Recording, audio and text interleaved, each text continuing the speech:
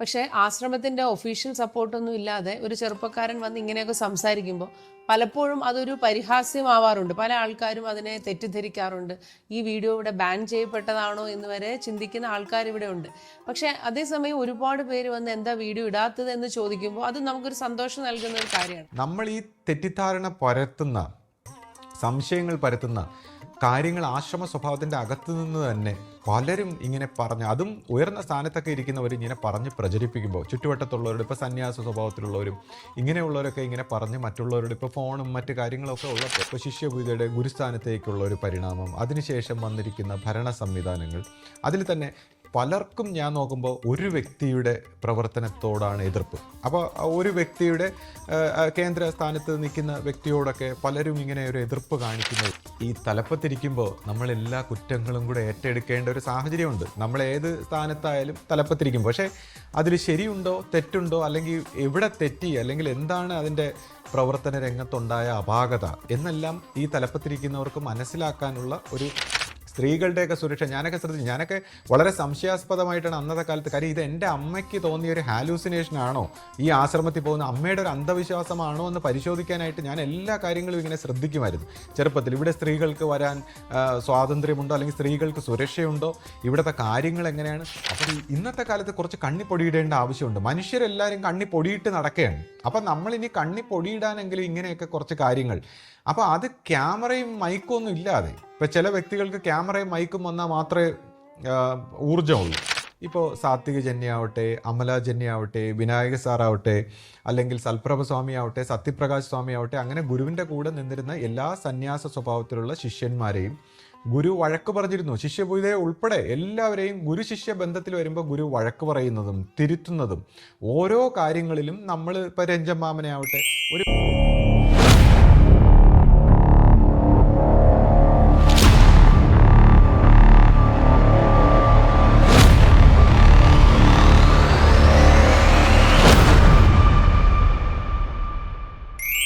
സദ്ഗുരുവേ ശരണം.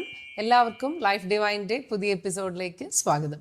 ഇപ്പോൾ കഴിഞ്ഞ വീഡിയോയിൽ ശ്രീ പറഞ്ഞത് നമ്മുടെ മനസ്സിൻ്റെ ബോധതലങ്ങളൊക്കെ ഉണർത്തിയെടുത്തുകൊണ്ട് വേണം നമ്മുടെ ജീവിതത്തിൽ ഒരു ശാന്തിയും സമാധാനവും ഒരു പോസിറ്റിവിറ്റിയും ഒക്കെ നമ്മൾ ഉണ്ടാക്കിയെടുക്കണം. അപ്പോൾ അങ്ങനെ അതിനു വേണ്ടി നമ്മൾ വായിച്ചും കണ്ടും കേട്ടും ഒക്കെ പഠിച്ചല്ല, മനസ്സിനെ ഉണർത്തിയെടുത്താണ് അങ്ങനെ നമ്മളൊരു വിജയത്തിലേക്ക് എത്തുന്നതെന്നും അത് ആത്മസാക്ഷാത്കാരത്തിലേക്ക് വരെ നമ്മളെ നയിക്കാൻ തക്കവണ്ണമുള്ള ഒരു പരിവർത്തനമായിരിക്കും നമ്മുടെ ജീവിതത്തിൽ ഉണ്ടാവുക എന്നൊക്കെ ശ്രീ പറയുകയുണ്ടായി. അപ്പോൾ അതിന് എങ്ങനെയാണ് നമുക്കിപ്പോൾ ഗുരുമാർഗം നമ്മളെ സഹായിക്കുക, നമ്മുടെ സദ്ഗുരു എങ്ങനെയാണ് നമ്മളെ അതിന് സഹായിക്കുന്നതും എന്നുമൊക്കെ ഇപ്പോൾ ഒരു കഴിഞ്ഞ ഒരു 5 വർഷമായിട്ട് ശ്രീ ഈ വിഷയത്തെക്കുറിച്ച് നമ്മുടെ ചാനലിലൂടെ ഇങ്ങനെ സംസാരിക്കുന്നുണ്ട്. അതിനു മുൻപ് ഫേസ്ബുക്കിലും ഇതേ വിഷയം തന്നെ ശ്രീ എഴുതുമായിരുന്നു. അപ്പോൾ ഒരുപാട് വർഷങ്ങളായിട്ട് ശ്രീ ഈ ഒരു പ്രവൃത്തി ഇങ്ങനെ ചെയ്തുകൊണ്ടിരിക്കുകയാണ്. പക്ഷേ ആശ്രമത്തിൻ്റെ ഒഫീഷ്യൽ സപ്പോർട്ടൊന്നും ഇല്ലാതെ ഒരു ചെറുപ്പക്കാരൻ വന്ന് ഇങ്ങനെയൊക്കെ സംസാരിക്കുമ്പോൾ പലപ്പോഴും അതൊരു പരിഹാസ്യമാവാറുണ്ട്. പല ആൾക്കാരും അതിനെ തെറ്റിദ്ധരിക്കാറുണ്ട്. ഈ വീഡിയോ ഇവിടെ ബാൻ ചെയ്യപ്പെട്ടതാണോ എന്ന് വരെ ചിന്തിക്കുന്ന ആൾക്കാർ ഇവിടെ ഉണ്ട്. പക്ഷേ അതേസമയം ഒരുപാട് പേര് വന്ന് എന്താ വീഡിയോ ഇടാത്തത് എന്ന് ചോദിക്കുമ്പോൾ അത് നമുക്കൊരു സന്തോഷം നൽകുന്ന ഒരു കാര്യമാണ്. പക്ഷെ സാധാരണ ഇങ്ങനെയൊന്നും ആരും പറഞ്ഞതുകൊണ്ട് ശ്രീക്ക് അങ്ങനെ വിഷമമൊന്നും ഉണ്ടാവുന്നില്ല. അതെനിക്ക് മനസ്സിലായിട്ടുള്ള കാര്യമാണ്. പക്ഷെ ചില സമയത്ത് ശ്രീക്ക് ചില വിഷമങ്ങളുണ്ട് താനും. അപ്പോൾ ഇങ്ങനെ പരിഹാസങ്ങളും പിന്നെ അവഗണനയും ഒക്കെ ഉള്ള ഒരു സാഹചര്യത്തിൽ ശ്രീ എന്തിനാണ് ഇങ്ങനെ നിരന്തരമായി ഈ വിഷയം സംസാരിച്ചുകൊണ്ടിരിക്കുന്നത് എന്ന് ഒരു കാര്യം ഒന്ന് ശ്രീ പറഞ്ഞാൽ കൊള്ളാം. പിന്നെ മാത്രമല്ല, ഇപ്പോൾ ചില സമയത്ത് ഇപ്പോൾ ശ്രീ ഇതെന്ന് എഴുതി തയ്യാറാക്കി അല്ല ഇത് പറയുന്നത്. ശ്രീ ഇങ്ങനെ സ്പോണ്ടേനിയസ് ആയിട്ടാണ് സംസാരിക്കുന്നത്. അപ്പോൾ എന്തെങ്കിലുമൊക്കെ ടങ് സ്ലിപ്പ് ചിലപ്പോൾ വന്നു പോവാം. ഇപ്പോൾ കഴിഞ്ഞ വീഡിയോയിൽ ശ്രീ പറഞ്ഞു നമ്മുടെ ഗുരു ആദിസങ്കല്പത്തിൽ ലയിച്ചതിന് ശേഷവും നമ്മൾ ഗുരു ഉണ്ട് എന്നുള്ള അതിൽ തന്നെയാണ് നമ്മൾ ജീവിക്കുന്നത് എന്ന് പറഞ്ഞപ്പോൾ ചിലപ്പോൾ ആർക്കെങ്കിലുമൊക്കെ തോന്നാം, എന്താ അപ്പോൾ നിങ്ങൾ എത്ര വലിയ ആൾക്കാരാണോ, ഞങ്ങളും അങ്ങനെ തന്നെയാണ്.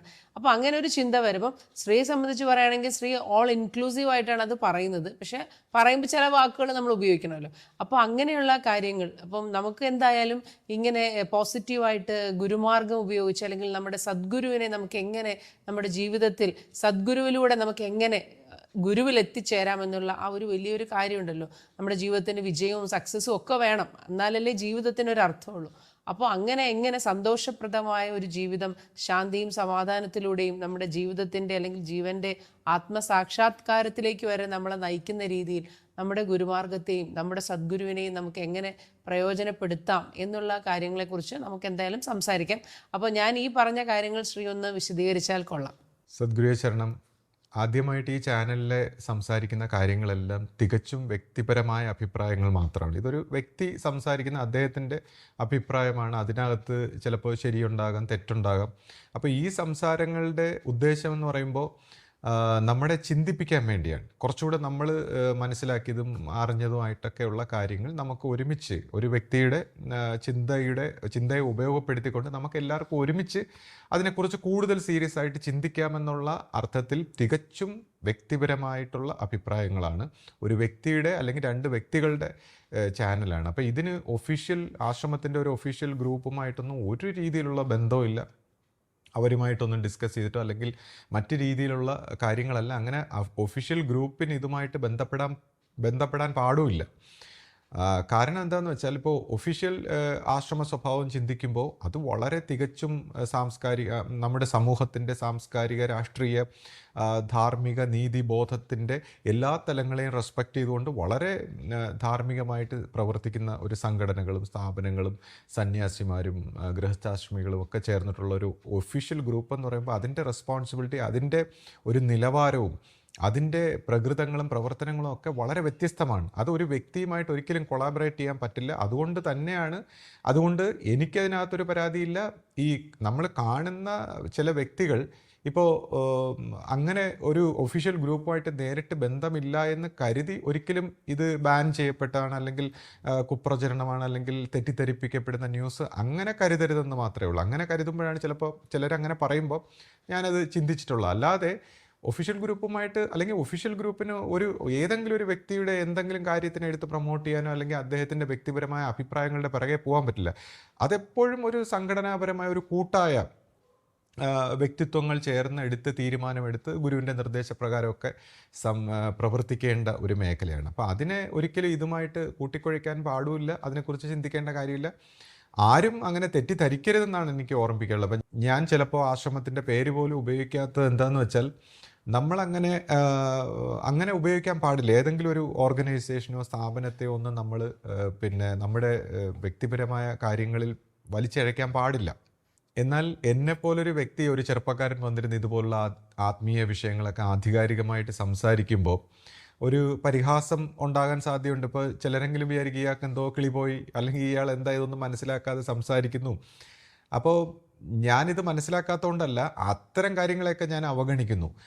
പക്ഷെ നമ്മളിത് എന്തുകൊണ്ട് സംസാരിക്കുന്നു എന്ന് വെച്ചാൽ, ഇപ്പോൾ the house is on fire, നമ്മുടെ വീടിന് തീ പിടിച്ചാൽ നമ്മൾ പിന്നെ ആരടുത്തെങ്കിലും ആലോചിച്ചുകൊണ്ടിരിക്കുകയോ അല്ലെങ്കിൽ പരിഹാസപ്പെടുമോ എന്നൊക്കെ മറ്റ് കാര്യങ്ങളൊക്കെ ചിന്തിക്കാതെ നമ്മൾ പെട്ടെന്ന് ആക്ഷൻ ചെയ്യും. ഓടിപ്പോയി മണ്ണെടുത്തിടുക അല്ലെങ്കിൽ വെള്ളം ഒഴിക്കുക, എന്തെങ്കിലുമൊക്കെ ചെയ്യുമെന്ന് പറയുന്നതിനൊക്കെ അന്നേരം നമ്മൾ പരിഹാസമാണോ മറ്റേത് നോക്കൂല എന്ന് പറയുന്ന പോലെ നമ്മളെ സംബന്ധിച്ച് ഇപ്പോൾ സാധാരണ ലെവലിൽ അത് ചിന്തിക്കുമ്പോൾ ഒന്നും തോന്നുന്നില്ലെങ്കിലും എൻ്റെ ഒരു കാഴ്ചപ്പാടിൽ, എൻ്റെ ഒരു അവയർനെസ്സിൻ്റെ ഒരു ബോധതലത്തിൽ ചിന്തിച്ചപ്പോൾ ചില കാര്യങ്ങൾ നശിപ്പിക്കപ്പെടുകയും അല്ലെങ്കിൽ തെറ്റിദ്ധരിപ്പിക്കപ്പെടുകയും ഒക്കെ ചെയ്തുകൊണ്ട് ഒരു വലിയ ഒരു പ്രസ്ഥാനത്തിൻ്റെ പ്രവർത്തനം അതെന്ന് പറയുമ്പോൾ ഇപ്പോൾ ഈ ആത്മീയ പ്രവർത്തനങ്ങൾ എന്തുകൊണ്ട് നമ്മൾ വിശാലമായ രീതിയിൽ പ്രചരിപ്പിക്കുന്നു അല്ലെങ്കിൽ ചെയ്യുന്നു എന്ന് ചോദിച്ചാൽ, താനും തൻ്റെ ഈ പ്രകൃതിയും പ്രപഞ്ചവും തമ്മിലുള്ളൊരു അഭേദ്യമായ ബന്ധം മനസ്സിലാക്കി കഴിയുന്ന ആചാര്യന്മാർ തനിക്ക് ഒറ്റയ്ക്ക് ഒരു നിലനിൽപ്പില്ല എന്ന് മനസ്സിലാക്കുകയും ഈ പ്രപഞ്ചത്തിൻ്റെ പ്രകൃതിയുടെ ഒരു താളക്രമമാണ് എല്ലാവരുടെയും ശാന്തിയുടെയും സമാധാനത്തിൻ്റെയും വഴിയെന്നും അതിൽ മനുഷ്യരാശി തെറ്റുമ്പോൾ അല്ലെങ്കിൽ തെറ്റിയാൽ അതിൻ്റെ പ്രതിപ്രവർത്തനങ്ങളായിട്ട് വരാൻ സാധ്യതയുള്ള നെഗറ്റിവിറ്റി ഉണ്ടാകാതിരിക്കാൻ, മനുഷ്യരാശിയെ മൊത്തത്തിൽ അതിൽ നിന്ന് രക്ഷിക്കാൻ വേണ്ടി അല്ലെങ്കിൽ ജീവിതമാകുന്ന ഇതിനെ രക്ഷിക്കാൻ വേണ്ടി പ്രവർത്തിക്കുമ്പോൾ അങ്ങനെയുള്ള പ്രചരണങ്ങളും അങ്ങനെയുള്ള സത്യസന്ധമായ വർക്കുകളെയൊക്കെ തടുക്കുന്ന രീതിയിൽ the house is on fire എന്നുള്ള രീതിയിൽ മനുഷ്യരാശിയുടെ അല്ലെങ്കിൽ നമ്മുടെയൊക്കെ നിലനിൽപ്പിനെ ബാധിക്കുന്ന രീതിയിലുള്ള ചില പ്രവർത്തനങ്ങൾ വരുമ്പോൾ നമ്മൾ സംസാരിച്ചു പോവുകയാണ്. നമ്മൾ മനസ്സിലാക്കിയ ചില കാര്യങ്ങൾ നമ്മുടെ അനുഭവങ്ങളായിട്ട് സംസാരിക്കുകയാണ്. അവിടെ പിന്നെ പരിഹാസമുണ്ടോ അല്ലെങ്കിൽ മറ്റ് മെച്യൂരിറ്റി ഉണ്ടോ അല്ലെങ്കിൽ മറ്റ് കാര്യങ്ങൾ ചിന്തിച്ചിട്ട് കാര്യമില്ല. അണ്ണാറക്കണ്ണനും തന്നാലായതെന്ന് പറയുന്നതിനൊക്കെ ഓരോരുത്തരും അവരവരെ കൊണ്ട് മനസ്സിലായ അല്ലെങ്കിൽ അവരവർക്ക് അറിയുന്ന കാര്യങ്ങൾ ഷെയർ ചെയ്യുക എന്നുള്ളതാണ്.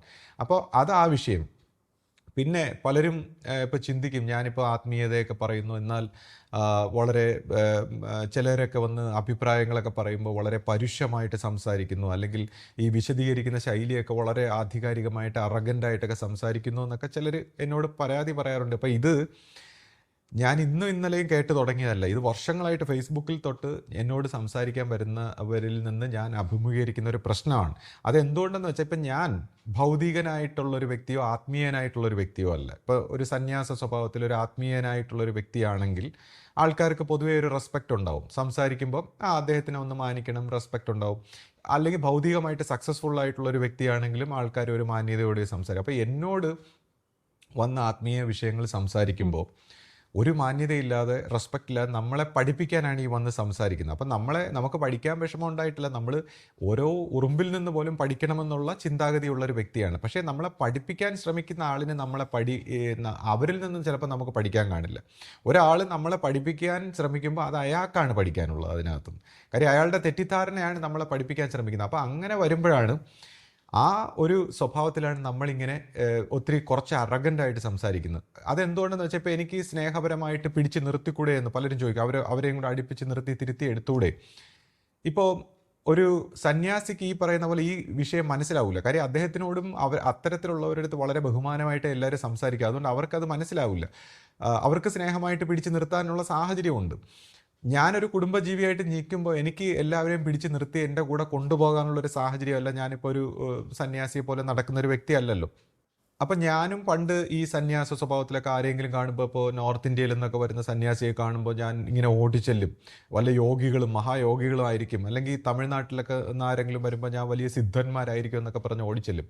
പക്ഷേ നമ്മളിങ്ങനെ സംസാരിച്ച് കഴിയുമ്പോഴാണ് നമുക്ക് മനസ്സിലാവുന്നത് അവർ അത്രത്തോളം ഇതിനെക്കുറിച്ചൊന്നും മനസ്സിലാക്കിയവരല്ല, ഒരു വേഷഭൂഷയുമായിട്ടൊക്കെ നടക്കുകയാണ്. അപ്പം അതുകൊണ്ട് ഞാൻ പറയുന്നു, പൊതുജനങ്ങൾക്ക്, നമുക്ക് പൊതുവെ എല്ലാവർക്കും നമുക്ക് ഒരു സന്യാസ വേഷത്തിലൊക്കെ ആണെങ്കിൽ നമുക്കൊരു മാന്യത ഉണ്ടാവും, അല്ലെങ്കിൽ നമ്മൾ സക്സസ്ഫുൾ ആയിരിക്കണം. അപ്പോൾ എന്നെ സംബന്ധിച്ച് ഞാനും വളരെ ഭൗതികമായിട്ട് സക്സസ്ഫുൾ ആകാൻ വേണ്ടിയും അല്ലെങ്കിൽ ആ രീതിയിൽ തന്നെയാണ് ജീവിച്ചിട്ടുള്ളത്. അപ്പോൾ അങ്ങനെ വരുന്ന ഒരു കാലഘട്ടത്തിൽ നമ്മൾ ഒരു സമയം എത്തിയപ്പോൾ നമുക്ക് ലൈഫിനെ കുറിച്ച് നമ്മൾ മൊത്തത്തിൽ ഇങ്ങനെ ചിന്തിക്കുമ്പോൾ വളരെ മെക്കാനിക്കലായിട്ടുള്ള ഒരു ലൈഫും, നമ്മളെല്ലാവരും ഇങ്ങനെ എന്തിനൊക്കെയോ വേണ്ടി പരക്കം പായുന്നു, നമ്മൾ ജീവിതം എന്നും പറഞ്ഞ് പലതും ചെയ്യുന്നു, നമ്മൾ സക്സസ്ഫുൾ ആവാൻ ശ്രമിക്കുന്നു. നമ്മുടെ കയ്യിലല്ല ഒന്നും, സക്സസ്സും ഫെയിലിയറും ഒന്നും പൂർണ്ണമായിട്ടും നമ്മുടെ കയ്യിലല്ല. വിധി, രോഗങ്ങൾ, പ്രശ്നങ്ങൾ, അവസാനം മരണം ഒന്നും നമ്മുടെ കയ്യിലല്ല. ജനനം, മരണം ഒന്നും നമ്മുടെ കയ്യില്ല.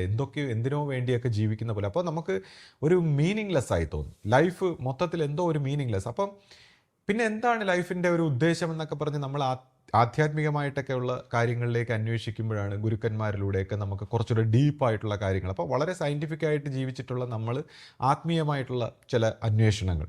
അപ്പോൾ ഭൗതികമായിട്ടുള്ള ഒരു ജീവിതത്തെയും നമ്മൾ ഉപേക്ഷിക്കേണ്ടി വന്നു ആത്മീയമായിട്ട്. കാര്യം ആത്മീയമായിട്ട് വരുമ്പോൾ ഒരു സ്പിരിച്വലായിട്ടൊക്കെ നമ്മൾ പല പല അവസ്ഥകൾ, ആത്മീയമായിട്ടും ഭൗതികമായിട്ട് എങ്ങനെ വളർച്ചയുണ്ടോ അതുപോലെ തന്നെ ആത്മീയമായിട്ടും വളർച്ചയുണ്ട്. കോൺഷ്യസ്നെസ്സിന് തന്നെ പല രീതിയിലുള്ള പല അവസ്ഥകൾ, നമ്മൾ പുണ്യവും ഭാഗ്യവും ഒക്കെ ഉണ്ടാക്കിക്കൊണ്ട്, അല്ലെങ്കിൽ ജീവൻ്റെ ഊർജ്ജ നിലകളെയൊക്കെ മാറ്റിക്കൊണ്ട് ആത്മീയമായിട്ട് മാറും.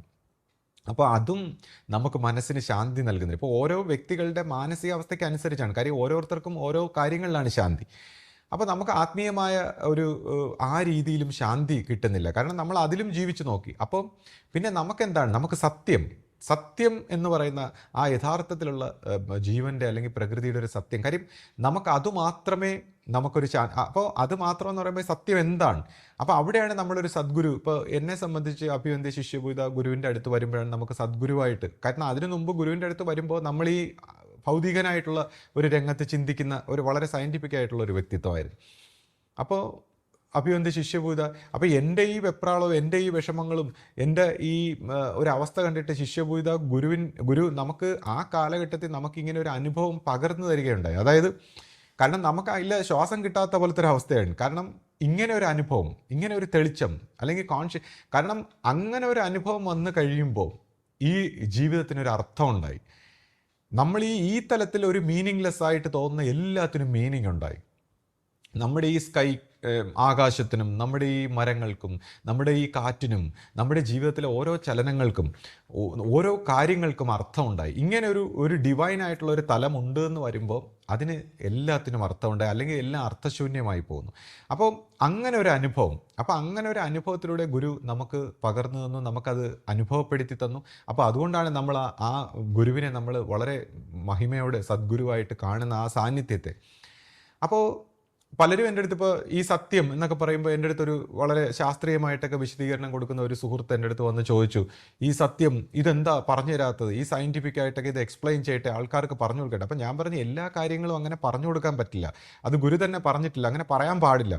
അപ്പോൾ അദ്ദേഹം പറഞ്ഞു, എല്ലാവർക്കും എല്ലാം കിട്ടണം, അദ്ദേഹം പറയണം ഇതെല്ലാം. അപ്പം എന്നോട് വന്ന് സംസാരിച്ച എല്ലാ കാര്യങ്ങളും അദ്ദേഹം മനസ്സിലാക്കിക്കൊണ്ട് പോകാനാണ് അദ്ദേഹം ശ്രദ്ധിക്കുന്നത്. കാരണം അദ്ദേഹം വിചാരിക്കുന്നത് ഇത് പറഞ്ഞു കൊടുത്താൽ അങ്ങ് മനസ്സിലാക്കാൻ പറ്റുന്ന കാര്യങ്ങളാണ്. ഇതൊരു ഉണർച്ചയുടെ കാര്യമാണ്. ആത്മീയത എന്ന് പറയുമ്പോൾ ജീവൻ്റെ ബോധതലങ്ങളിലെ ഒരു ഉണർച്ചയുടെ കാര്യമാണ്. ആരെങ്കിലും എന്തെങ്കിലും പറഞ്ഞ് മനസ്സിലാക്കിയ തെറ്റിദ്ധാരണ മാത്രമേ ഉണ്ടാവൂ. അപ്പം ഞാനിങ്ങനെ എല്ലാം പറയാൻ പറ്റില്ലെന്ന് പറയുമ്പോൾ എല്ലാവർക്കും എല്ലാം, അപ്പോൾ എല്ലാവർക്കും എല്ലാം കിട്ടുന്ന കാര്യമാണ് ഞാൻ ഈ പറയുന്നത്. എല്ലാവർക്കും എല്ലാം കിട്ടണമെങ്കിൽ ഈ ഒരു പരിണാമത്തിൽ, ഈ ഒരു ബോധ പരിണാമത്തിൻ്റെ ഒരു കാര്യത്തിൽ വന്ന് നമ്മൾ ഈ പറയുന്ന സത്സംഗവും കർമ്മവും പ്രാർത്ഥനയും ഭക്തി എല്ലാ ആത്മാർത്ഥതയും കൊണ്ട് പ്രവർത്തിക്കുമ്പോൾ അവനവൻ്റെ ബോധവികാസം കൊണ്ട് ഇതറിയണം. ബോധവികാസം കൊണ്ട് ഇത് അറിഞ്ഞില്ലെങ്കിലുള്ള പ്രശ്നം, ഒന്നാമത്തെ കാര്യം, ഈ സത്യം എന്ന് പറയുന്ന വിഷയം അറിയാൻ ആരും തയ്യാറല്ല എന്നുള്ളതാണ്. സാധാരണഗതിയിൽ ഇതൊരു നമ്മൾ ഒന്നേയും ഭൗതികമായ നേട്ടങ്ങളുടെ പിറകെയാണ്, അത് കഴിയുമ്പോൾ ആത്മീയമായ നേട്ടങ്ങളുടെ പിറകെയാണ്. ഈ സത്യം എന്ന് പറയുന്നത് ഒന്നും നേട്ടമല്ല, അതൊരു സത്യമാണ്. സത്യമായിട്ട് എക്സിസ്റ്റ് ചെയ്യുന്ന ഒരു സത്യത്തെ അറിയുക അതൊരു നേട്ടമല്ല. അപ്പം ആ രീതിയിൽ സത്യത്തെ അറിയാൻ മനുഷ്യർ മെച്ചറാവേണ്ടതുണ്ട്. മനുഷ്യൻ്റെ മനസ്സ് അതിൻ്റെ ആ ഒരു പാകത വരണം. പിന്നെ ഈ സത്യം എന്താണെന്ന് ഉൾക്കൊള്ളാൻ കഴിയണം, അതിന് ഒരു പക്വത ഉണ്ടാവണം. ചിലർക്ക് ഇത് മാനസികമായിട്ട് മനസ്സിൻ്റെ ഒരു പ്രത്യേക തലം കടന്നിട്ടില്ലെങ്കിൽ ഇത് മാനസികമായിട്ട് മനസ്സ് ഇളകിപ്പോകാനുള്ള സാധ്യതയുണ്ട്. പിന്നെ ഈ സത്യമായ ആ അവസ്ഥയെ നമ്മുടെ ജീവിതത്തിൽ സ്വാംശീകരിച്ചൊക്കെ കൊണ്ടുവരുന്ന ഇത് പടിപടിയായിട്ടുള്ളൊരു പ്രോസസ്സാണ്. ഈ മനസ്സിളകുന്നതെന്ന് പറഞ്ഞാൽ മനസ്സിൻ്റെ പല തലങ്ങളും ഈ ഉൾക്കൊണ്ട് രീതിയിൽ പോകുമ്പോൾ മനസ്സിൻ്റെ സ്റ്റേജുകൾ കടന്ന് കറക്റ്റ് പ്രോപ്പറായിട്ട് പോയില്ലെങ്കിൽ ഇങ്ങനെയൊക്കെ ഉള്ള പ്രശ്നങ്ങളുണ്ട്. അല്ലെങ്കിൽ ജീവിതത്തിൽ ചിലർക്ക് നിരാശ വരാൻ സാധ്യതയുണ്ട്, അല്ലെങ്കിൽ അവരുടെ പ്രവർത്തന മേഖലകളിലൊക്കെ തടസ്സം വരാൻ. അതുകൊണ്ട് ഇതെല്ലാം പടിപടിയായിട്ട് പരിണമിക്കേണ്ട കാര്യമായതുകൊണ്ടാണ് എല്ലാം കൂടെ വിളിച്ച് പറയേണ്ട കാര്യമല്ല എന്ന് ഞാൻ പറഞ്ഞത്. കാരണം എന്നോട് ഇപ്പോൾ ഈ ഉപനിഷത്തുകളും വേദാന്തങ്ങളും ഇതുപോലുള്ള പുസ്തകങ്ങളൊക്കെ വായിച്ചിട്ട് പല വ്യക്തികളും ഇതുപോലെ ജീവിത നൈരാശ്യം ബാധിച്ച് വിളിച്ച് സംസാരിച്ചിട്ടുണ്ട്. അപ്പോൾ അവരോടൊക്കെ ഞാൻ വളരെ ആത്മീയമായിട്ട് പോകാൻ പറയുമെന്ന് വിചാരിച്ചാണ് എന്നെ വിളിക്കുന്നത്. അപ്പോൾ ഞാൻ അവരുടെ അടുത്ത്, നിങ്ങൾ നിൽക്കുന്ന തലത്തിൽ നിന്നുകൊണ്ട് പ്രവർത്തിക്കൂ, എന്ത് ജോലിയാണോ അത് ചെയ്യൂ, എന്ത് ജീവിതമാണോ അത് ചെയ്യും. കാര്യം സത്യത്തിന് ഈ പറയുന്ന കണക്ക് ആത്മീയമായ ഭൗതികമായ ഒരു ജീവിതചര്യ എന്നുള്ളതല്ല, എന്താണോ നമ്മൾ പ്രവർത്തിക്കുന്നത് അത് സമ്പൂർണ്ണമായിട്ട് പ്രവർത്തിക്കുക, ജീവിക്കുക, അതാണ് സത്യത്തിൻ്റെ വഴി. അപ്പോൾ സത്യത്തിൻ്റെ വഴി നമ്മൾ ഈ ലോകത്തിൽ കണ്ടിരിക്കുന്ന ആത്മീയമോ ഭൗതികമായ ഒരു വഴിയല്ല, അത് തികച്ചും വ്യത്യസ്തമായ ഒരു ജീവിതചര്യയാണ്. അത് ഗുരുക്കന്മാരുടെ കൂടെ നിന്ന് ആശ്രമ പരിചയത്തിലൂടെ നേടേണ്ട ഒരു കാര്യമാണ്. അത് ഒറ്റയടിക്ക് പറഞ്ഞ് ബോധിപ്പിക്കാൻ പറ്റുന്ന ഒരു കാര്യമല്ല. അപ്പം ഞാനിത് പറഞ്ഞു കൊടുക്കുമ്പോൾ ഈ വ്യക്തി എന്നോട് ഇങ്ങനെ തർക്കിക്കുകയാണ്. അപ്പോൾ എന്നെ സംബന്ധിച്ച് ഞാൻ ഇപ്പോൾ ആത്മീയമായ വഴിയിൽ പോകുന്നവരുണ്ട്, ഭൗതിക, ഇതൊന്നും തെറ്റെന്നല്ല. എല്ലാവർക്കും അവരവരുടെ പരിണാമത്തിൻ്റെ വഴിയിൽ അവരവർ ശരി തന്നെയാണ്. ആത്മീയമായിട്ട് ഇപ്പോൾ സന്യാസ സ്വഭാവത്തിൽ പോകുന്നവരോ അല്ലെങ്കിൽ ഭൗതികമായിട്ട് ഗൃഹസ്ഥാശ്രമത്തിൻ്റെ രീതിയിൽ പോകുന്നവരോ ആർക്കും സത്യം ഒരുപോലെ അവൈലബിളാണ്.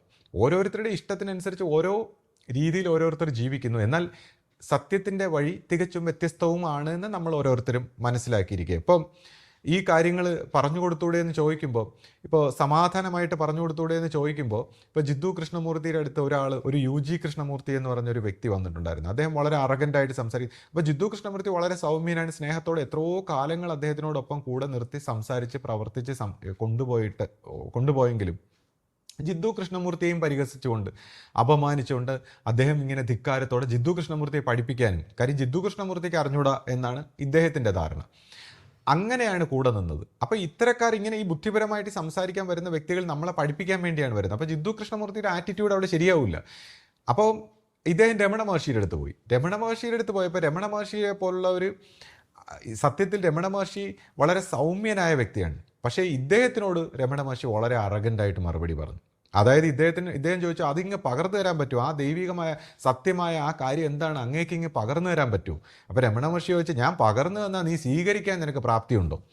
അപ്പം രമണ മഹർഷിയുടെ ഈ അറഗൻ്റായിട്ടുള്ള ഉത്തരമാണ് അദ്ദേഹത്തെ സത്യാന്വേഷിയാകാൻ പ്രേരിപ്പിച്ചതെന്ന് UG കൃഷ്ണമൂർത്തി എപ്പോഴും പറയാറുണ്ട്. അതായത് രമണ മഹർഷിയുടെ ഒറ്റ വാക്ക്, രമണ മഹർഷി ഇങ്ങനെ പറയാത്തൊരാളാണ്, വളരെ സൗമ്യനായ ഒരു വ്യക്തിയാണ്. പക്ഷേ ഓരോരുത്തരുടെ അടുത്ത് ഏത് രീതി പെരുമാറണമെന്ന് രമണ മഹർഷി ഒരിക്കൽ അടിക്കാൻ ഓടിച്ച ഒരു സാഹചര്യം വരെ ഉണ്ട്. അതായത് ഓരോരുത്തർക്കും എന്താണ് വേണ്ടത്, ഉചിതമായി വേണ്ട, അതാണ് ഒരു ഗുരുവിൻ്റെ പ്രവർത്തനം. അപ്പോൾ രമണ മഹർഷിയുടെ ചില സമയത്ത് ഒരു ഗുരുവിൻ്റെ പ്രവർത്തനം നടക്കാറുണ്ട്. അപ്പം ഞാൻ പറഞ്ഞത്, ചിലർക്ക് അറഗൻ്റായിട്ടുള്ള, അപ്പോൾ എനിക്ക് ആരെയും കൂടെ കൊണ്ടു നടക്കാനോ ഈ പറയുന്ന വിശദീകരണം കൊടുത്തുകൊണ്ട് നടക്കാൻ പറ്റാത്ത ഒരു സാഹചര്യം വരുമ്പോൾ അറഗൻ്റ് ആയിട്ടുള്ള ഒരു പെരുമാറ്റമായിരിക്കും ചിലപ്പോൾ അവരെ സത്യാന്വേഷി ആകാൻ പ്രേരിപ്പിക്കുന്നത്. അപ്പോൾ എന്നോടൊപ്പം ഇപ്പോൾ നിത്യജീവിതത്തിൽ എന്നോടൊപ്പം ഇടപഴകി അല്ലെങ്കിൽ ഒരു പിന്നെ ഈ പറയുന്ന ആത്മീയ ഭോഷ്കുകളൊന്നും ഇല്ലാതെ സ്വാഭാവികമായിട്ട് ഇടപഴകുമ്പോൾ നമ്മൾ എത്രത്തോളം സ്വാഭാവികമായിട്ടും വളരെ സ്ട്രൈറ്റ് ഫോർവേഡായിട്ട് പെരുമാറുന്നു എന്നുള്ള അത് അങ്ങനെയുള്ളവർക്കേ അറിയാൻ പറ്റും. അല്ലാതെ ഇതുപോലുള്ള സാഹചര്യങ്ങളിൽ നമ്മൾ എന്താണ് പറയുന്നത്, ഇപ്പം റിയലായിട്ടൊരു ആത്മീയനായ വ്യക്തി അവൻ ദേഷ്യവും മറ്റ് അറഗൻ്റായിട്ടുള്ള പ്രവർത്തനങ്ങളും അഭിനയിക്കുമ്പോൾ സ്നേഹമാണ് അവൻ്റെ നിജ സ്വഭാവം. അതേസമയം ഈഗോയിസ്റ്റിക് തലത്തിൽ നിൽക്കുന്ന ഒരു വ്യക്തിയെ സംബന്ധിച്ച് അവൻ സ്നേഹവും മറ്റ് കാര്യങ്ങളും ഒക്കെ കാണിക്കുമ്പോൾ അത് അഭിനയവും അവൻ്റെ യഥാർത്ഥ സ്വഭാവം അവൻ്റെ അറഗൻസാണ്. അവൻ്റെ ഈഗോയിസ്റ്റിക് തലത്തിൽ അങ്ങനെയാണ്. അപ്പോൾ നമ്മൾ ഈഗോയിൽ നിന്ന് മാറിയ ഒരു ഹാർട്ടിലേക്ക് പരിണമിച്ചു കഴിഞ്ഞാൽ പിന്നെ അവൻ്റെ ദേഷ്യങ്ങളും മറ്റ് പ്രവർത്തനങ്ങളെല്ലാം ഒരു അഭിനയമാണ്. യഥാർത്ഥത്തിൽ അവൻ്റെ ഒരു സ്നേഹമാണ് അവൻ്റെ ശരിയായ വിഷയം. എന്നാൽ ഈ സ്നേഹത്തെ എല്ലാവരോടും നമുക്ക് കാണിക്കാനും പറ്റില്ല. കാര്യം ഈ തർക്കിക്കാനും പഠിപ്പിക്കാനും ധിക്കാരത്തോടെയൊക്കെ വരുന്നവർക്ക് എന്താണ് ഉചിതമായിട്ട് വേണ്ടതെന്നുള്ള അന്നേരത്തെ ആ ഹാർട്ട് തീരുമാനിക്കുകയാണ്. ആ ഉചിതമായിട്ട് നമ്മളൊരു സ്വഭാവം പോലെ പഠിച്ചു വെച്ച് പെരുമാറുന്നതല്ല, ആ നിമിഷത്തെ ആ സ്പോണ്ടേനിറ്റിയിൽ അത് സംഭവിക്കുകയാണ്. ഇനിയിപ്പോൾ ഞാൻ ഈ വിഷയങ്ങളെല്ലാം എന്തിനാണ് ഇപ്പോൾ ആശ്രമ സ്വഭാവത്തിലൊക്കെ പഴയ കാര്യങ്ങൾ സ്ഥിരമായിട്ട് ഞാൻ എടുത്തു വെച്ച് എന്തിനാണ് പറയുന്നത്? ഈ പഴയ കാര്യങ്ങളെല്ലാം പലരും മറന്നതല്ലേ, എന്തിനാണ് നിങ്ങളിത് വീണ്ടും വീണ്ടും കുത്തിപ്പൊക്കി സംസാരിക്കുന്നത്? അപ്പോൾ ഗുരു ആദിസങ്കല്പത്തിൽ ലയിച്ചതിന് ശേഷമുണ്ടായ ചില സാഹചര്യങ്ങളെക്കുറിച്ച് ഞാൻ നിരന്തരം പറയാറുണ്ട്. കാരണം ഞാൻ പറഞ്ഞു, എനിക്ക് ഇത് ഹൗസ് ഈസ് ഓൺ ഫയർ എന്നുള്ള രീതിയിൽ വീടിന് തീപിടിക്കുന്ന പോലത്തെ ഒരു അവസ്ഥ അനുഭവപ്പെട്ടത് കൊണ്ടാണ്. കാര്യം ഇതിൽ ഒളിഞ്ഞിരിക്കുന്നത്, കാരണം നമ്മൾ ഈ തെറ്റിദ്ധാരണ പരത്തുന്ന, സംശയങ്ങൾ പരത്തുന്ന കാര്യങ്ങൾ ആശ്രമ സ്വഭാവത്തിൻ്റെ അകത്തു നിന്ന് തന്നെ പലരും ഇങ്ങനെ പറഞ്ഞ്, അതും ഉയർന്ന സ്ഥാനത്തൊക്കെ ഇരിക്കുന്നവർ ഇങ്ങനെ പറഞ്ഞ് പ്രചരിപ്പിക്കുമ്പോൾ ചുറ്റുവട്ടത്തുള്ളവരുടെ, ഇപ്പോൾ സന്യാസ സ്വഭാവത്തിലുള്ളവരും ഇങ്ങനെയുള്ളവരൊക്കെ ഇങ്ങനെ പറഞ്ഞ് മറ്റുള്ളവരുടെ, ഇപ്പോൾ ഫോണും മറ്റു കാര്യങ്ങളൊക്കെ ഉള്ളപ്പോൾ ആൾക്കാരിങ്ങനെ പല രീതിയിൽ പൊതുജനങ്ങളെ പറ്റിക്കുകയാണ്. എന്നുവെച്ചാൽ അവരുടെ മനസ്സിൻ്റെ, അവർ മനഃപൂർവ്വമല്ല, അവരുടെ മനസ്സിൻ്റെ സംശയങ്ങളും പരാതികളും പ്രശ്നങ്ങളും ഒക്കെ വെച്ചിട്ട് പലരും പല രീതിയിലുള്ള കഥകളും സംശയാസ്പദമായ കാര്യങ്ങളൊക്കെ ഇങ്ങനെ പ്രചരിപ്പിക്കുന്ന ഒരു സാഹചര്യത്തിൽ ഇത് ഇങ്ങനെ കൂടിക്കൂടി പോയി കഴിഞ്ഞാൽ ഇത് വലിയൊരു തെറ്റിദ്ധാരണയിലേക്ക് ആൾക്കാരെ തമ്മിലടിപ്പിക്കുന്ന ഒരു സാഹചര്യം ഉണ്ടാകും എന്നുള്ള ഒരു വിഷയം മനസ്സിലാക്കിയപ്പോഴാണ് ഞാനിത് സംസാരിക്കുന്നത്. അപ്പോൾ നമ്മൾ ഈ ചില കാര്യങ്ങൾ നമ്മൾ തുറന്ന് പറഞ്ഞാൽ മാത്രമേ മനസ്സിലാവുകയുള്ളൂ. അപ്പോൾ അത് എല്ലാവരും മനസ്സിലാക്കണം. ഈ ഒരു കാര്യം എന്താണ്, ഇപ്പോൾ ചില വ്യക്തികൾ ഇങ്ങനെ കുറ്റം പറയുന്ന ഒരു സാഹചര്യം എങ്ങനെ ഉണ്ടായി, സംശയിക്കുന്ന സാഹചര്യം എങ്ങനെ ഉണ്ടായി, ഇതൊക്കെ നമ്മൾ വ്യക്തമായിട്ട് മനസ്സിലാക്കണം. ഇപ്പോൾ ഗുരു ആദിസങ്കല്പത്തിൽ ലയിച്ച ഒരു കാലഘട്ടം നമ്മൾ പരിശോധിച്ചു കഴിഞ്ഞാൽ അതിനുശേഷം ഉണ്ടായ ഒരു പരിണാമം, ഇപ്പോൾ ശിഷ്യഭൂതയുടെ ഗുരുസ്ഥാനത്തേക്കുള്ള ഒരു പരിണാമം, അതിനുശേഷം വന്നിരിക്കുന്ന ഭരണ സംവിധാനങ്ങൾ, അതിൽ തന്നെ പലർക്കും ഞാൻ നോക്കുമ്പോൾ ഒരു വ്യക്തിയുടെ പ്രവർത്തനത്തോടാണ് എതിർപ്പ്. അപ്പോൾ ഒരു വ്യക്തിയുടെ കേന്ദ്ര സ്ഥാനത്ത് നിൽക്കുന്ന വ്യക്തിയോടൊക്കെ പലരും ഇങ്ങനെ ഒരു എതിർപ്പ് കാണിക്കുന്നതും, അപ്പോൾ ആ വ്യക്തിയെ ഇങ്ങനെ നിലനിർത്തുമ്പോൾ ശിഷ്യഭൂതയുടെ, അല്ലെങ്കിൽ ഇപ്പോൾ ശിഷ്യഭൂതയെക്കുറിച്ച് ചിന്തിക്കുമ്പോൾ ശിഷ്യഭൂതയുടെ നേരിട്ട് വന്ന് കണ്ടു കഴിഞ്ഞാൽ നമുക്ക് ആ ഒരു സാന്നിധ്യത്തിൽ എത്തിക്കഴിയുമ്പോൾ നമ്മുടെ എല്ലാ നെഗറ്റിവിറ്റികളും മാറി നമ്മൾ ആ ഒരു അറ്റ്മോസ്ഫിയറിൽ എത്തിക്കഴിഞ്ഞാൽ നമുക്ക് ഇത്രയും ഒരു ഡിവൈൻ ആയിട്ടുള്ള ഒരു വ്യക്തിത്വമായിട്ടാണ് ഫീൽ ചെയ്യുന്നത്. അത് ഗുരുവിനെ സംബന്ധിച്ചായാലും, ഇപ്പോൾ ഗുരുവിൻ്റെ ആദ്യ കാലഘട്ടത്തിൽ ചില വ്യക്തികളൊക്കെ എന്തൊക്കെയോ കഥകളൊക്കെ കേട്ടിട്ട് ഗുരുവിനെ തല്ലാനായിട്ടും കല്ലെറിയാനായിട്ടൊക്കെ ആയുധങ്ങളും ഒക്കെ ആയിട്ട് ആശ്രമത്തിൻ്റെ ചുറ്റുവട്ടത്ത് വന്നപ്പോൾ ഗുരുവിനെ അവർ നേരിട്ട് കണ്ടു കഴിഞ്ഞപ്പോൾ അവർ തന്നെ ആ ആയുധങ്ങളും കല്ലും ഒക്കെ തറയിൽ വീണിട്ട് ആൾക്കാർ പറയുന്നു,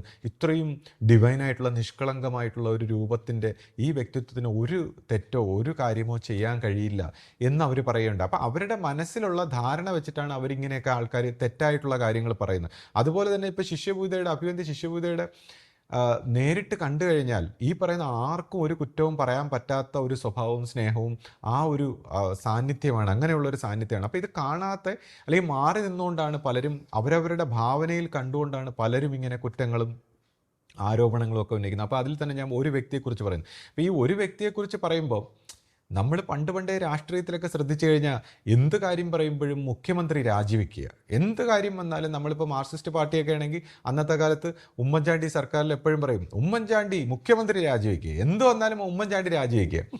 പക്ഷേ ഉമ്മൻചാണ്ടിക്ക് ഒരു ക്വാളിറ്റി ഉണ്ടായിരുന്നു, അദ്ദേഹത്തിന്, സാറിനെ സംബന്ധിച്ച് പുള്ളിക്കാരൻ രാജിവെക്കില്ല. ബാക്കിയെല്ലാം കാര്യം അദ്ദേഹം ശരിയായിട്ടുള്ള ഒരു കാര്യം ചെയ്യുന്നതെന്ന് അദ്ദേഹത്തിന് ഉറപ്പുള്ളതുകൊണ്ട് അദ്ദേഹം രാജിവെക്കില്ല. പക്ഷേ നമ്മൾ ശ്രദ്ധിച്ചു കഴിഞ്ഞാൽ ഇപ്പോൾ AK ആൻ്റണി അല്ലെങ്കിൽ കരുണാകരൻ കെ കരുണാകരൻ്റെ കാലഘട്ടത്തിൽ പുള്ളി പോലും ഈ ആരോപണങ്ങൾ വരുമ്പോൾ രാജിവെച്ചിട്ടുണ്ട്. പക്ഷേ ഉമ്മൻചാണ്ടി സാറിനെ സംബന്ധിച്ച് അദ്ദേഹം ഒരിക്കലും രാജിവെക്കാതെ തൻ്റെ കർത്തവ്യ ബോധമായിട്ട് പോയി. പക്ഷേ എന്നാലും നമുക്ക് എപ്പോഴും ഈ മുഖ്യമന്ത്രി രാജിവെക്കുക എന്ന് പറയുമ്പോൾ ഉമ്മൻചാണ്ടി രാജിവെക്കുക എന്ന് പറഞ്ഞ ആ ആരോപണത്തെയാണ് ആ കാലഘട്ടത്തിൽ എപ്പോഴും പറയും, എന്ത് വന്നാലും ഉമ്മൻചാണ്ടി രാജിവെക്കുക. അപ്പോൾ ഈ തലപ്പത്തിരിക്കുമ്പോൾ നമ്മൾ എല്ലാ കുറ്റങ്ങളും കൂടെ ഏറ്റെടുക്കേണ്ട ഒരു സാഹചര്യമുണ്ട്. നമ്മൾ ഏത് സ്ഥാനത്തായാലും തലപ്പത്തിരിക്കുമ്പോൾ. പക്ഷേ അതിൽ ശരിയുണ്ടോ തെറ്റുണ്ടോ, അല്ലെങ്കിൽ എവിടെ തെറ്റി, അല്ലെങ്കിൽ എന്താണ് അതിൻ്റെ പ്രവർത്തന രംഗത്തുണ്ടായ അപാകത എന്നെല്ലാം ഈ തലപ്പത്തിരിക്കുന്നവർക്ക് മനസ്സിലാക്കാനുള്ള ഒരു ബാധ്യതയും അല്ലെങ്കിൽ ഉത്തരവാദിത്വവും ഉണ്ട്. അപ്പോൾ എന്തുകൊണ്ടാണ് നമ്മളെക്കുറിച്ച് കൂടുതൽ കുറ്റം പറയുന്നത്? സത്യം പറഞ്ഞാൽ ഇപ്പോൾ തലപ്പത്തിരിക്കുന്ന വ്യക്തികളെല്ലാം ഇതിനെക്കുറിച്ചൊക്കെ ഒരു ലേഖനം ഇപ്പോൾ എല്ലാവരോടും പറയാം, ആർക്കൊക്കെ എന്തൊക്കെയാണ് പരാതി, ആ പരാതികൾ പേര് വെക്കാതെ എഴുതി തരിക, എന്നിട്ട് അത് പഠിക്കുക. കാരണം എല്ലാവരോടും എല്ലാ യൂണിറ്റിലും എല്ലാ ആൾക്കാരോടും പറയുക, തലപ്പത്തിരിക്കുന്ന ആളിനെ കുറിച്ച് എന്താണ് പരാതി, ആ പരാതികളെല്ലാം നിങ്ങൾ തുറന്ന് എഴുതിയിട്ട് എന്താണ് ആ പരാതികൾ, അതിന് പരിഹാരം ഉണ്ടാക്കുന്നത് എങ്ങനെ, അല്ലെങ്കിൽ എന്തെങ്കിലും ഇപ്പോൾ ഈ പരാതികൾ എഴുതി വിടുമ്പോൾ നമുക്കറിയാം 90% പരാതികളും നമ്മുടെ സൈക്കോളജിക്കൽ പ്രോബ്ലം ആയിരിക്കും, നമ്മുടെ ഈ കുറ്റം പറയുന്ന സ്വഭാവമായിരിക്കും. 10% എന്തെങ്കിലും കാര്യമായിട്ടുണ്ടെങ്കിൽ അത് പ്രസ്ഥാനത്തിന് വേണ്ടിയും അവനവന് വേണ്ടിയും സ്ഥാപനത്തിന് വേണ്ടിയൊക്കെ നമുക്ക് എന്തെങ്കിലും ഉചിതമായ നിർദ്ദേശങ്ങൾ എടുക്കാൻ പറ്റുമെങ്കിൽ ഇതുപോലുള്ള നിർദ്ദേശങ്ങളൊക്കെ നമുക്ക് സ്വീകരിക്കാവുന്നതാണ്. ഇപ്പോൾ എന്നെ സംബന്ധിച്ച് ചിന്തിക്കുമ്പോൾ കഴിഞ്ഞ ദിവസം അപ്പോൾ എനിക്കും ചില ദേഷ്യങ്ങളൊക്കെ വന്നാൽ പോലും ഞാനിങ്ങനെ പറഞ്ഞിട്ട് അതങ്ങ് കളയും. എന്നെപ്പോലെ വ്യക്തികളൊക്കെ മനസ്സിനെ നിരാകരിക്കുന്ന ഒരു സ്വഭാവത്തിലാവുന്നതുകൊണ്ട് നമ്മുടെ മനസ്സിൽ എന്തെങ്കിലും സംശയങ്ങളോ ദേഷ്യങ്ങളോ ഒക്കെ വന്നാൽ പോലും നമ്മളങ്ങ് കളയും. പക്ഷേ പൊതുവേ ഈ മനസ്സിൽ ഇതിങ്ങനെ കൂട്ടി വെക്കുന്ന ആൾക്കാരെ സംബന്ധിച്ച് അവർക്കത് കളയാൻ കഴിയില്ല. ചില തെറ്റിദ്ധാരണകളും സംശയങ്ങളൊക്കെ ഉണ്ടായി അവർ കളയാൻ കഴിയും. അവരിങ്ങനെ വെച്ചിരുന്ന് അത് പകർന്ന് മറ്റുള്ളവരോട് പകർന്ന് രഹസ്യമായിട്ട് സംസാരിച്ച് പോകും. അപ്പം നമ്മുടെ ഈ പെരുമാറ്റ സ്വഭാവത്തിലൊക്കെ എന്തെങ്കിലും മാറ്റം വരുത്തേണ്ടതുണ്ടോ, ആൾക്കാരെ തെറ്റിദ്ധരിപ്പിക്കുന്ന എന്തെങ്കിലും സാഹചര്യം ഉണ്ടോ? അതെന്തുകൊണ്ടാണെന്ന് വെച്ചാൽ ഇപ്പം നമ്മുടെ ആശ്രമ സ്വഭാവത്തിൽ ആദ്യകാലത്ത് ഗുരുവിൻ്റെ ഒരു കാലഘട്ടം പരിശോധിച്ചാൽ, കാരണം വളരെ മനോഹരമായ വളരെ ധാർമ്മികമായ ഒരു ക്വാളിറ്റി കണ്ടുപോയത് കൊണ്ടാണ് നമുക്ക് ഇന്നത്തെ നോർമലായിട്ടുള്ള പെരുമാറ്റം പോലും ആർക്കും ഇഷ്ടപ്പെടാത്തത്. അന്നത്തെ കാലത്ത് ഈ ഏറ്റവും മോഡേൺ ആയിട്ടുള്ള ഒരു ആശ്രമമായിരുന്നു നമ്മുടെ. ഇന്നാണ് സ്ത്രീ വിമോചനത്തെക്കുറിച്ചൊക്കെ ആൾക്കാർ സംസാരിക്കും ഇപ്പോഴത്തെ കാലത്ത്. പക്ഷേ വളരെ 1950കളിൽ ഗുരു ആശ്രമം സ്ഥാപിക്കുമ്പോൾ പോലും ഈ സ്ത്രീ വിമോചനവും സ്ത്രീ സുരക്ഷയും സ്ത്രീകളെ ഉയർത്തിക്കൊണ്ടുവരുന്നതും പിന്നെ ഇപ്പോൾ കമ്മ്യൂണിസ്റ്റ് പാർട്ടി വന്നതിന് ശേഷമാണ് ഓരോ വ്യക്തികളെയും പൊക്കിക്കൊണ്ടുവന്ന് അവർക്ക് നിങ്ങളാരും സാധാരണക്കാരല്ല, നിങ്ങളിങ്ങനെ അടിയാന്മാരും കുടിയാന്മാരൊന്നും അല്ല, നിങ്ങളെല്ലാവരും തുല്യരാണ്, മനുഷ്യരൊന്നാണെന്നൊക്കെ പറഞ്ഞ് കമ്മ്യൂണിസ്റ്റുകാർ പൊക്കിക്കൊണ്ട് വരുന്നത് പോലെ തന്നെ ഗുരു ഓരോ വ്യക്തികളെയും അവർ ഇങ്ങനെ പാവപ്പെട്ടവരൊക്കെ വരുമ്പോൾ എല്ലാവരെയും നിങ്ങളുടെ വ്യക്തിത്വം എന്താണെന്നറിയാമോ, ദൈവത്തിൻ്റെ മുമ്പിൽ നിങ്ങളുടെ വളർച്ച എന്താണെന്നറിയാമോ, നിങ്ങൾക്ക് ചക്രവർത്തിയെ പോലെ അന്തസ്സുണ്ടാകണം എന്നുള്ള രീതിയിൽ ഗുരു പൊക്കിക്കൊണ്ട് വന്ന് ശീലിപ്പിച്ചവരാണ് ഓരോരുത്തരും. അപ്പോൾ ഈ ചക്രവർത്തിയെ പോലെ അന്തസ്സിനെ കുറിച്ച് ഗുരു പറയുമ്പോൾ ഈ ദാസനെ പോലെ വിനയം ഉണ്ടാകണമെന്നുള്ള ഗുരുവിൻ്റെ ആ വാചകം നമ്മൾ മറന്നുപോയി പലരും. അപ്പോൾ ഈ ഒരു ആശ്രമ സ്വഭാവത്തിൽ വരുമ്പോൾ ഈ അന്തസ് ഉണ്ടെങ്കിലും നമുക്ക് എല്ലാവർക്കും അന്തസ് ഉണ്ടായിരിക്കണം, പക്ഷേ ദാസനെ പോലെ വിനയവും. അപ്പോൾ ഒരു യൂണിറ്റി പ്രവർത്തിക്കുമ്പോൾ ഇപ്പോൾ ഒരിക്കലും ഈ പണ്ട് കാലത്തൊക്കെ ആണെങ്കിൽ ഈ തമ്പ്രാന്മാരെ പോലത്തെ സ്വഭാവവും പാവപ്പെട്ട ഒരു ദാസ്യന്മാരെ പോലെ ഈ ഒരു കാലഘട്ടം മാറി.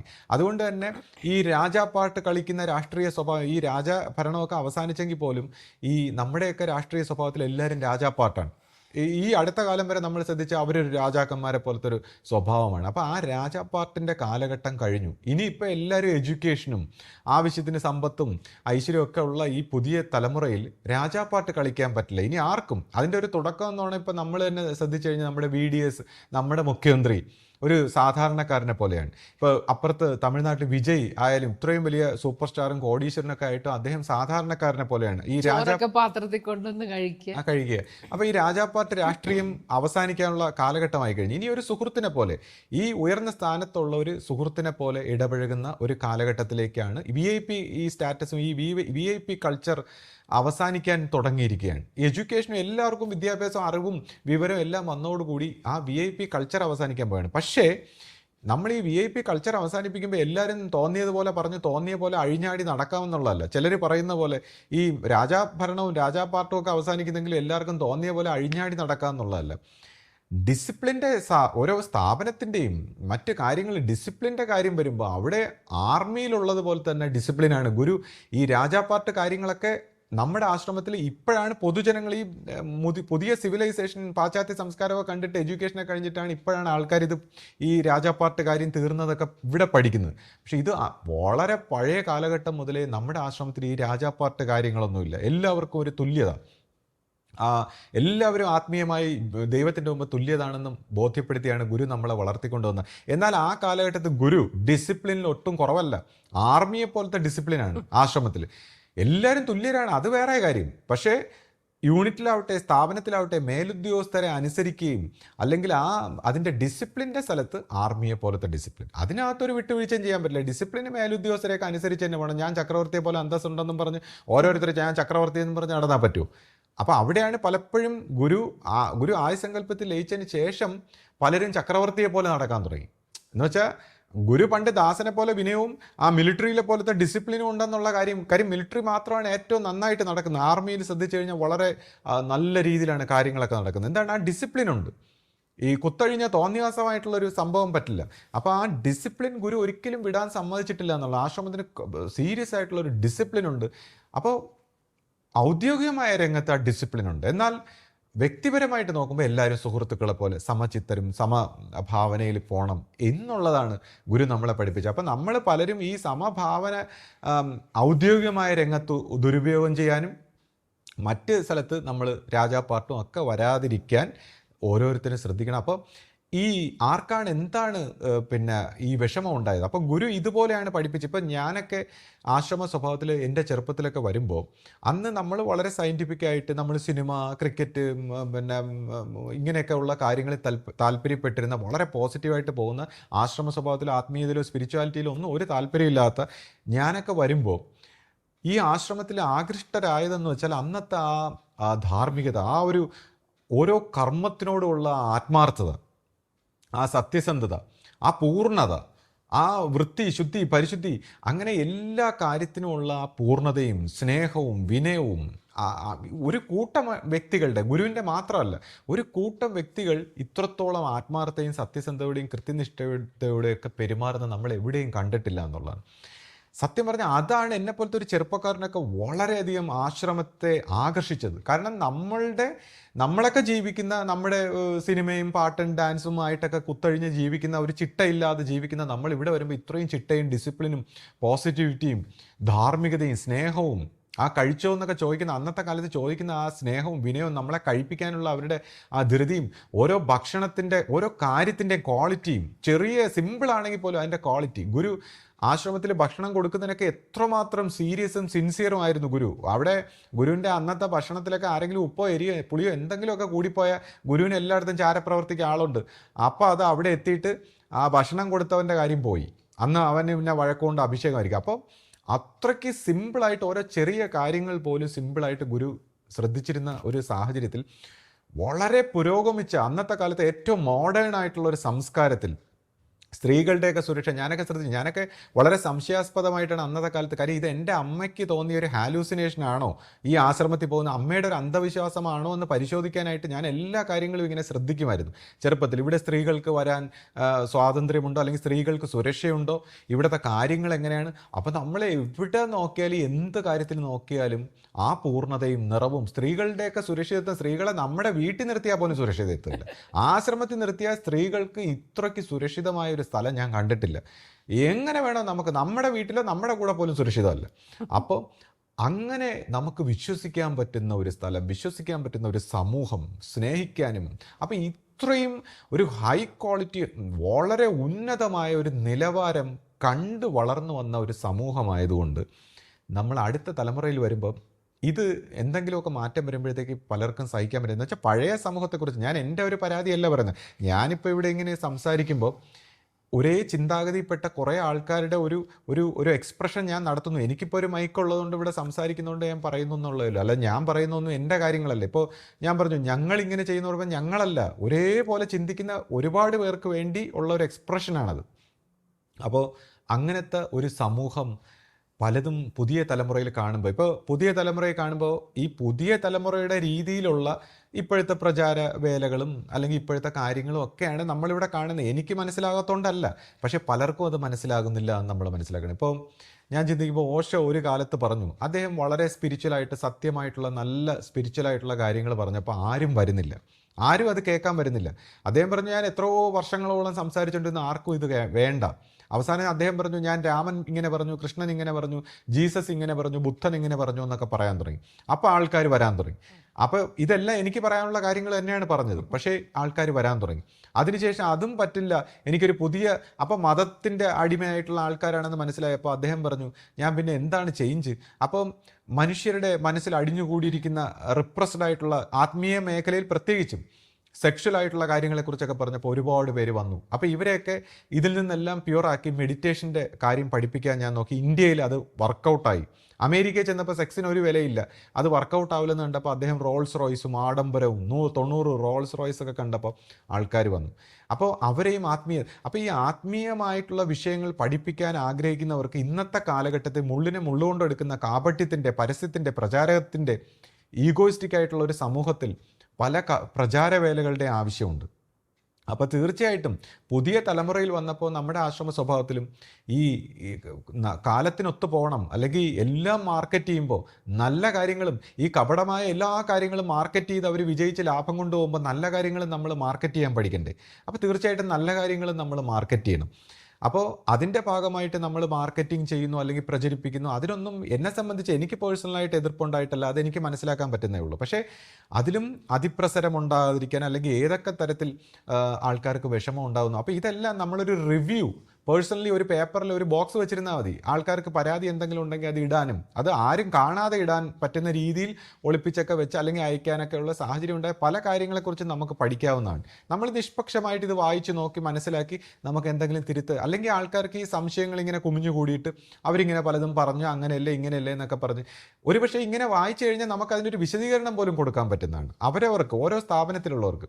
ഇപ്പോൾ എന്നെപ്പോലൊരാൾക്ക് ഉണ്ടാകുന്ന ചില പരാതികളും വിഷമങ്ങളും ഒക്കെ. ഇപ്പോൾ കഴിഞ്ഞ ദിവസം നമ്മുടെ പ്രധാനപ്പെട്ട ഒരു സന്യാസി ആദരണീയ ശിഷ്യഭൂത ഗുരുവിൻ്റെ സന്നിധിയിൽ നിന്നുകൊണ്ട് അവിടെ ഗുരുദർശനത്തിന് ഹെൽപ്പ് ചെയ്യുന്നതും സാധനങ്ങളൊക്കെ അവിടെ തട്ടത്തിൻ്റെ സമർപ്പിക്കുന്ന സാധനങ്ങളൊക്കെ ഷെയർ ചെയ്തുകൊണ്ട് ഇങ്ങനെ കർമ്മം ചെയ്യുന്നതായിട്ട് കണ്ടപ്പോൾ പെട്ടെന്ന് എൻ്റെ മനസ്സിലുള്ള എല്ലാ പരാതിയും ദേഷ്യങ്ങളും ഒക്കെ ഒരു നിമിഷം കൊണ്ട് അലിഞ്ഞു പോയി.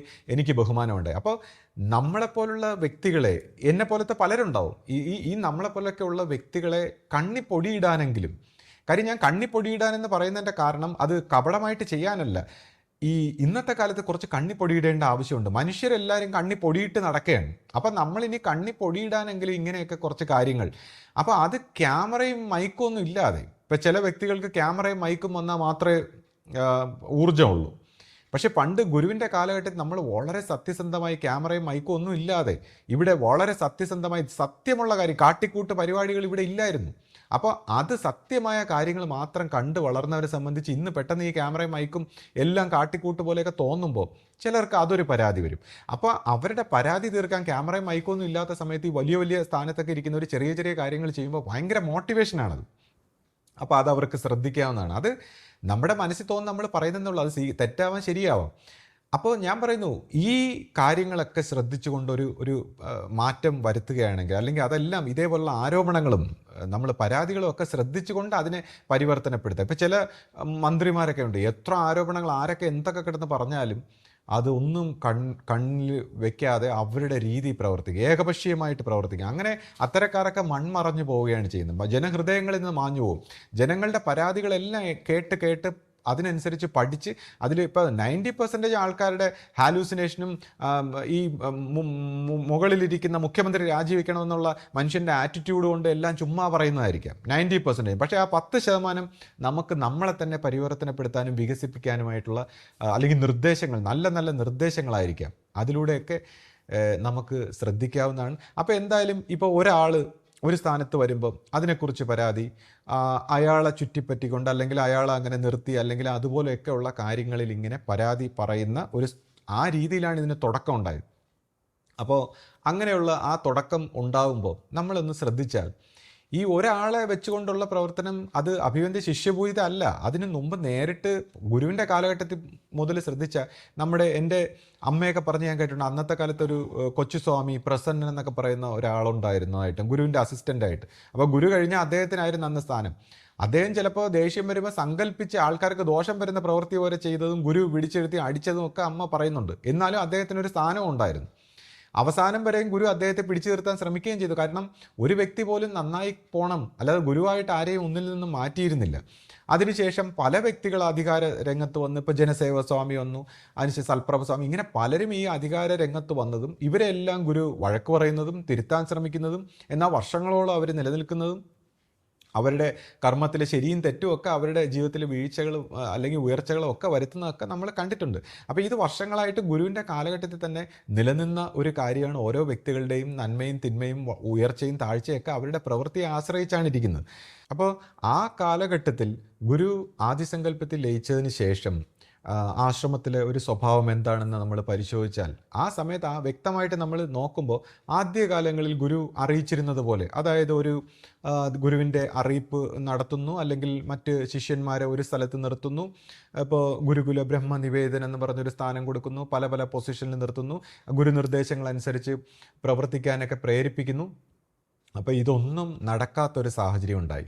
ഇപ്പോൾ സാത്വികജന്യാവട്ടെ, അമലാജന്യാവട്ടെ, വിനായക സാറാവട്ടെ, അല്ലെങ്കിൽ സൽപ്രഭ സ്വാമി ആവട്ടെ, സത്യപ്രകാശ് സ്വാമി ആവട്ടെ, അങ്ങനെ ഗുരുവിൻ്റെ കൂടെ നിന്നിരുന്ന എല്ലാ സന്യാസ സ്വഭാവത്തിലുള്ള ശിഷ്യന്മാരെയും ഗുരു വഴക്ക് പറഞ്ഞിരുന്നു. ശിഷ്യപൂജയെ ഉൾപ്പെടെ എല്ലാവരെയും ഗുരു ശിഷ്യ ബന്ധത്തിൽ വരുമ്പോൾ ഗുരു വഴക്ക് പറയുന്നതും തിരുത്തുന്നതും, ഓരോ കാര്യങ്ങളിലും നമ്മൾ ഇപ്പോൾ രഞ്ജമ്മാമനെ ആവട്ടെ, ഒരു മനുഷ്യൻ നമ്മൾ പ്രവർത്തിച്ച് വരുമ്പോൾ നമ്മുടെ ഒരു ശരിയും തെറ്റും അല്ല ഗുരുവിൻ്റെ ശരിയും തെറ്റും. ഗുരുവിൻ്റെ ആത്യന്തികമായ ഒരു വലിയ വിശാലമായ ഒരു വെളിച്ചത്തിലേക്ക് നമ്മളെ നയിച്ചു കൊണ്ടു പോകുമ്പോൾ നമ്മൾ ഈ ഭൗതികമായിട്ട് ചിന്തിക്കുന്ന നമ്മുടെ മനസ്സ് വെച്ചുകൊണ്ടുള്ള ശരിയും തെറ്റും അല്ല.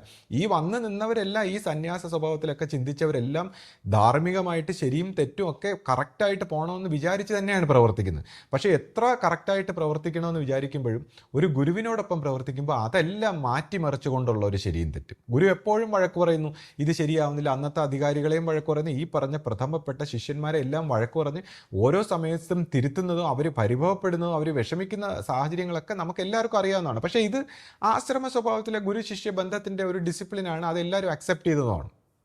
ഗുരു ആ തിരുത്താൻ എല്ലാവരും അംഗീകരിച്ചതാണ്. ഗുരുവിനെ തന്നെ നമ്മൾ ഓരോരുത്തരെയും പറഞ്ഞ് തിരുത്താനുള്ള അവകാശമുണ്ടെന്നും അങ്ങനെ തിരുത്താൻ നമ്മളെല്ലാം വിധേയപ്പെട്ട് കൊടുത്തിരുന്നു. അതിനൊരു പ്രശ്നമില്ല. പക്ഷേ ഗുരു ആയുസങ്കല്പത്തിൽ ലയിച്ച് കഴിഞ്ഞതിന് ശേഷം പിന്നെ ആരും തിരുത്താൻ തയ്യാറല്ല. അതെങ്ങനെ ശരിയാവും? കാര്യം ഗുരു ശരീരത്തിലുണ്ടായിരുന്ന സമയത്ത് എല്ലാവരെയും അടിക്കടി അപ്പപ്പോൾ തിരുത്തിയിരുന്നെങ്കിൽ, അതിനുശേഷം വിനായക സാറിനെ ആയാലും അല്ലെങ്കിൽ സാത്വികനെ ആയാലും സൽപ്രഭ സ്വാമി അല്ലെങ്കിൽ സത്യപ്രകാശ് സ്വാമി, പിന്നെ അങ്ങനെയുള്ള ആൾക്കാരെ പിന്നെ ആര് തിരുത്തും? അവരെ തിരുത്തേണ്ട ആവശ്യമില്ല. അവരുടെ മനസ്സിനനുസരിച്ച് പ്രവർത്തിച്ചാൽ മതിയോ? അവിടെ കാരണം എന്ന് വെച്ചാൽ അവർക്ക് എൻലൈറ്റൻമെൻറ്റ് ലഭിച്ചോ? കാരണം അവർക്ക് മനസ്സിനെ അതിവർത്തിച്ച സത്യത്തെ ദർശിച്ച് അവർ ആ സത്യത്തിൽ ഉപവിഷ്ടരായ വ്യക്തിയാണോ? സത്യത്തിൽ ഇരുന്നു കൊണ്ട് പ്രവർത്തിക്കാൻ പറ്റുന്ന രീതിയിൽ അവർക്ക് മനസ്സിന് പരിണാമം വന്നോ? പരിണാമം വന്നെങ്കിൽ അവരെ തിരുത്തേണ്ട കാര്യമില്ല. പക്ഷെ അവർക്ക് അങ്ങനെ ഒരു പരിണാമം വന്നിട്ടില്ല. സത്യത്തിലേക്ക് പരിണമിച്ച ഒരു മനസ്സുണ്ടായിട്ടില്ല. അവർ മനസ്സിൻ്റെ ബോധമണ്ഡലങ്ങളിൽ തന്നെ ഉള്ള വ്യക്തിത്വങ്ങളായിരുന്നു. ആത്മീയമായി ഉയർന്നവരായിരിക്കാം. പക്ഷേ ആത്മീയമായി ഉയർന്ന 7 അവസ്ഥ പോലെയുള്ള ആത്മീയമായി ഉയർന്നിട്ടും ആ സത്യത്തിൻ്റെ പരിണാമം വന്ന കംപ്ലീറ്റ് കോൺഷ്യസ്നെസ്സിന് ട്രാൻസെൻഡൻസ് വന്ന ഒരു പുതിയ വ്യക്തിത്വം ഉണ്ടാകുന്നു എന്നുള്ള കാര്യം ആത്മീയതയിൽ പരക്കെ അംഗീകരിച്ചിട്ടുള്ളൊരു കാര്യമാണ്. അപ്പോൾ അങ്ങനെ ഒരു പരിണാമം വന്ന ഒരു ഗുരുവിൻ്റെ നിർദ്ദേശപ്രകാരം പ്രവർത്തിക്കണ്ടേ? ഓരോ വ്യക്തികളും ഇപ്പോൾ ഗുരു ആയുസങ്കല്പത്തിൽ ലയിച്ചതിന് ശേഷം പിന്നെ ഓരോ വ്യക്തികൾക്കും തോന്നുന്ന പോലെ പ്രവർത്തിക്കാൻ പറ്റുമോ? നമുക്ക് മനസ്സിലിപ്പോൾ ശ്രീ അബുവിന് തോന്നുന്ന പോലെ പ്രവർത്തിക്കാൻ പറ്റൂ, അല്ലെങ്കിൽ മറ്റാർക്കെങ്കിലും ആരുടെയെങ്കിലും ബുദ്ധിയിൽ തോന്നുന്ന കണക്ക് ഒരു ആശ്രമ സ്വഭാവത്തിൽ പ്രവർത്തിക്കാൻ പറ്റൂ. അപ്പോഴാണ് നമ്മൾ ചിന്തിക്കേണ്ടത് പിന്നെ ഇവിടെ ഒരു ഗുരു വേണം. അപ്പോൾ ഇങ്ങനെ ആ കാലഘട്ടത്തിൽ ആരും ഈ രീതിയിലുള്ള ഉയർന്ന വ്യക്തിത്വങ്ങൾ അനുസരിക്കാതെ ഈ പറയുന്ന കാര്യങ്ങൾ അവരുടെ ഒരു ധാർമ്മികത, അവരുടെ മനസ്സിൻ്റെ അവർ ശരിയെന്നാണ് വിചാരിക്കുന്നത്, ഇങ്ങനെ ആയിരിക്കണം. എന്നിട്ട് ഇപ്പോൾ അഭിവന്ധ്യ ശിഷ്യപൂജയുടെ പ്രവർത്തനങ്ങളെക്കുറിച്ച് അത് സ്വാർത്ഥതയാണോ എന്ന് ഇവരുടെ മനസ്സ് വെച്ച് ചിന്തിക്കുമ്പോൾ അത് തോന്നുകയാണ്. കാര്യം ഇവർ സ്വാർത്ഥപരമായിട്ട് പ്രവർത്തിക്കുകയാണോ? കാര്യം ഒരു ഗുരുവിൻ്റെ പ്രവർത്തനങ്ങൾ കാണുമ്പോൾ ഈ മനുഷ്യബുദ്ധിയിൽ ചിന്തിക്കുന്നവർക്ക് ഇത് സ്വാർത്ഥതയാണോ എന്ന് തോന്നും. ഇപ്പോൾ അഭിവന്ധ്യ ശിഷ്യപൂജയെക്കുറിച്ച് ചിന്തിക്കുമ്പോൾ 9 വയസ്സ് മുതൽ തൻ്റെ കുടുംബവും എല്ലാ സൗഭാഗ്യങ്ങളും ഒക്കെ കളഞ്ഞിട്ട് ഒരു ആശ്രമ സ്വഭാവത്തിൽ വളരെ ബുദ്ധിമുട്ടുന്ന ഒരു സാഹചര്യത്തിൽ ഈ ഗുരുവിനെ ഈ കൊച്ചുകുട്ടി കണ്ടിട്ട് വന്ന് അത് കൂടെ വളർന്നെങ്കിൽ ആ കുട്ടി എങ്ങനെ ആയിരിക്കും? അത് ചുമ്മാ ഒരു സുപ്രഭാതത്തിൽ വന്നതായിരിക്കില്ല. കാരണം ഇങ്ങനെ പറയും, ഒരു ഗുരു ഒരു ഉയർന്ന ഒരു സ്ഥാനത്തുള്ള ഒരു സമൂലമായൊരു പരിവർത്തനത്തിന് വേണ്ടി വരുന്ന ഒരു കാലാന്തര ഗുരുവിനോടൊപ്പം ഒരു ശിഷ്യനും വരുമെന്നാണ് പറയുന്നത്. ആ ഒരു ശിഷ്യൻ ആ ഗുരുവിൻ്റെ അതേ മണ്ഡലത്തിൽ നിന്ന് തന്നെ വരണം, എന്നാൽ മാത്രമേ അദ്ദേഹത്തിന് മറ്റുള്ളവരെ പഠിപ്പിക്കാൻ പറ്റൂ. കാരണം ഈ മനസ്സിൻ്റെ മായിക തലത്തിൽ നിൽക്കുന്ന ശിഷ്യന്മാർ, അല്ലെങ്കിൽ മനസ്സിൻ്റെ പല തലങ്ങളിൽ നിൽക്കുന്ന ശിഷ്യന്മാർക്ക് ഇത് പഠിപ്പിക്കാൻ പറ്റില്ല. അല്ലെങ്കിൽ അവർ മനസ്സിൻ്റെ ഈ സൂക്ഷ്മഭാവത്തിലെ പ്രലോഭനങ്ങൾക്ക് അടിമപ്പെട്ടു. ഇപ്പോൾ ആ ഗുരുവിൻ്റെ തലത്തിൽ നിന്ന് തന്നെ വന്നിട്ടുള്ള ശിഷ്യൻ, അല്ലെങ്കിൽ ഇവരുടെ, കാരണം മഹാഗുരുക്കന്മാർ പോലും പല സ്ഥലത്തും ഈ പറയുന്ന അടിമപ്പെട്ട് പ്രവർത്തിച്ചതും നശിച്ചതും ഒക്കെ ഗുരു തന്നെ പറഞ്ഞ് നമ്മൾ കേട്ടിട്ടുണ്ട്. അപ്പോൾ ഗുരുവിൻ്റെ കൂടെ വന്ന ഒരു ശിഷ്യൻ, ഗുരുവിനോടൊപ്പം നിന്ന് ഗുരു ആ മനസ്സിനെ പരിവർത്തനപ്പെടുത്തി ഭക്തന് ഗുരുവിൽ വരും പരമയിക്കാവുന്ന രീതിയിൽ ഈ ഗുരുവിൻ്റെ കൂടെ ഒന്നായി ചേർന്ന ഒരു ശിഷ്യൻ, അതിനുശേഷം ഗുരുവിനോടൊപ്പം ഇതേപോലത്തെ ഗുരുക്കന്മാരോടൊപ്പം അനേകമായ ജന്മാന്തര ബന്ധമുള്ളവരും കൂടെ ശിഷ്യരായിട്ട് വരും. പക്ഷെ അവർ ജന്മാന്തര ബന്ധമുള്ളൊരു പരമ്പരയായിട്ടൊരു ശിഷ്യ സമൂഹമേ ആകുന്നുള്ളൂ. ഈ ഗുരുവിൻ്റെ കൂടെ വരുന്ന ഒരു ശിഷ്യനുമുണ്ട്. ആ ഒരു ശിഷ്യനാണ് ഈ പറഞ്ഞ് എല്ലാ പരിവർത്തനപ്പെടുത്തലും അല്ലെങ്കിൽ തിരുത്തലുകളും അല്ലെങ്കിൽ ഗുരുവിൻ്റെ കാര്യങ്ങൾ. അപ്പോൾ ഈ അഭിവന്ദ്യ ശിഷ്യപൂജിത എന്ന് പറയുന്ന ആ ശിഷ്യൻ തൻ്റെ ഗുരുവിൻ്റെ കാര്യം മാത്രമാണ് അതിൻ്റെ ലക്ഷ്യം. ആ കുട്ടിയുടെ ഒരു ജീവിത ചക്രം നമ്മൾ പരിശോധിച്ചറിയാം. ആ കുട്ടിക്ക് തൻ്റെ പേഴ്സണൽ കാര്യങ്ങളല്ല ഒരിക്കലും ഇമ്പോർട്ടൻസ്. തൻ്റെ ഗുരുവിൻ്റെ കാര്യങ്ങൾ, എപ്പോഴും തൻ്റെ ഗുരുവിൻ്റെ വാണികളും ഗുരുവിൻ്റെ കാര്യങ്ങളും ഗുരുവിൻ്റെ വിശ്വാസികളെ ഹാൻഡിൽ ചെയ്യുന്നതും, അങ്ങനെ ഗുരുവിൻ്റെ ആശയങ്ങളെ അപ്പോൾ ഗുരുവിൻ്റെ കാര്യങ്ങൾ മാത്രം ലക്ഷ്യം, വേറെ ഒരു പേഴ്സണൽ കാര്യങ്ങളും ഇല്ല, വേറെ ഒന്നുമില്ല ആ ശിഷ്യന്. അപ്പോൾ അങ്ങനെയുള്ള ഒരു ശിഷ്യനെ ഗുരു വളർത്തിയെടുത്ത് എല്ലാ പരമ്പരകൾക്കും ഒരു കുട്ടിയില്ല, അടുത്ത തലമുറയെ നയിക്കാൻ ഒരു കുട്ടിയില്ല എന്ന് വിഷമിച്ച് ആ കാര്യം മനസ്സിലാക്കിയ ഗുരു ഒരു കുഞ്ഞിനെ വളർത്തിയെടുത്ത് അതേ ഈ തൻ്റെ ബോധത്തിൽ ലയിപ്പിച്ചെടുത്ത് വളർത്തിയെടുത്ത് ഇവിടെ നമ്മളെ നയിക്കാൻ പ്രാപ്തയാക്കിയിട്ട് പോയപ്പോൾ ആ വാക്കുകൾ അനുസരിക്കില്ല.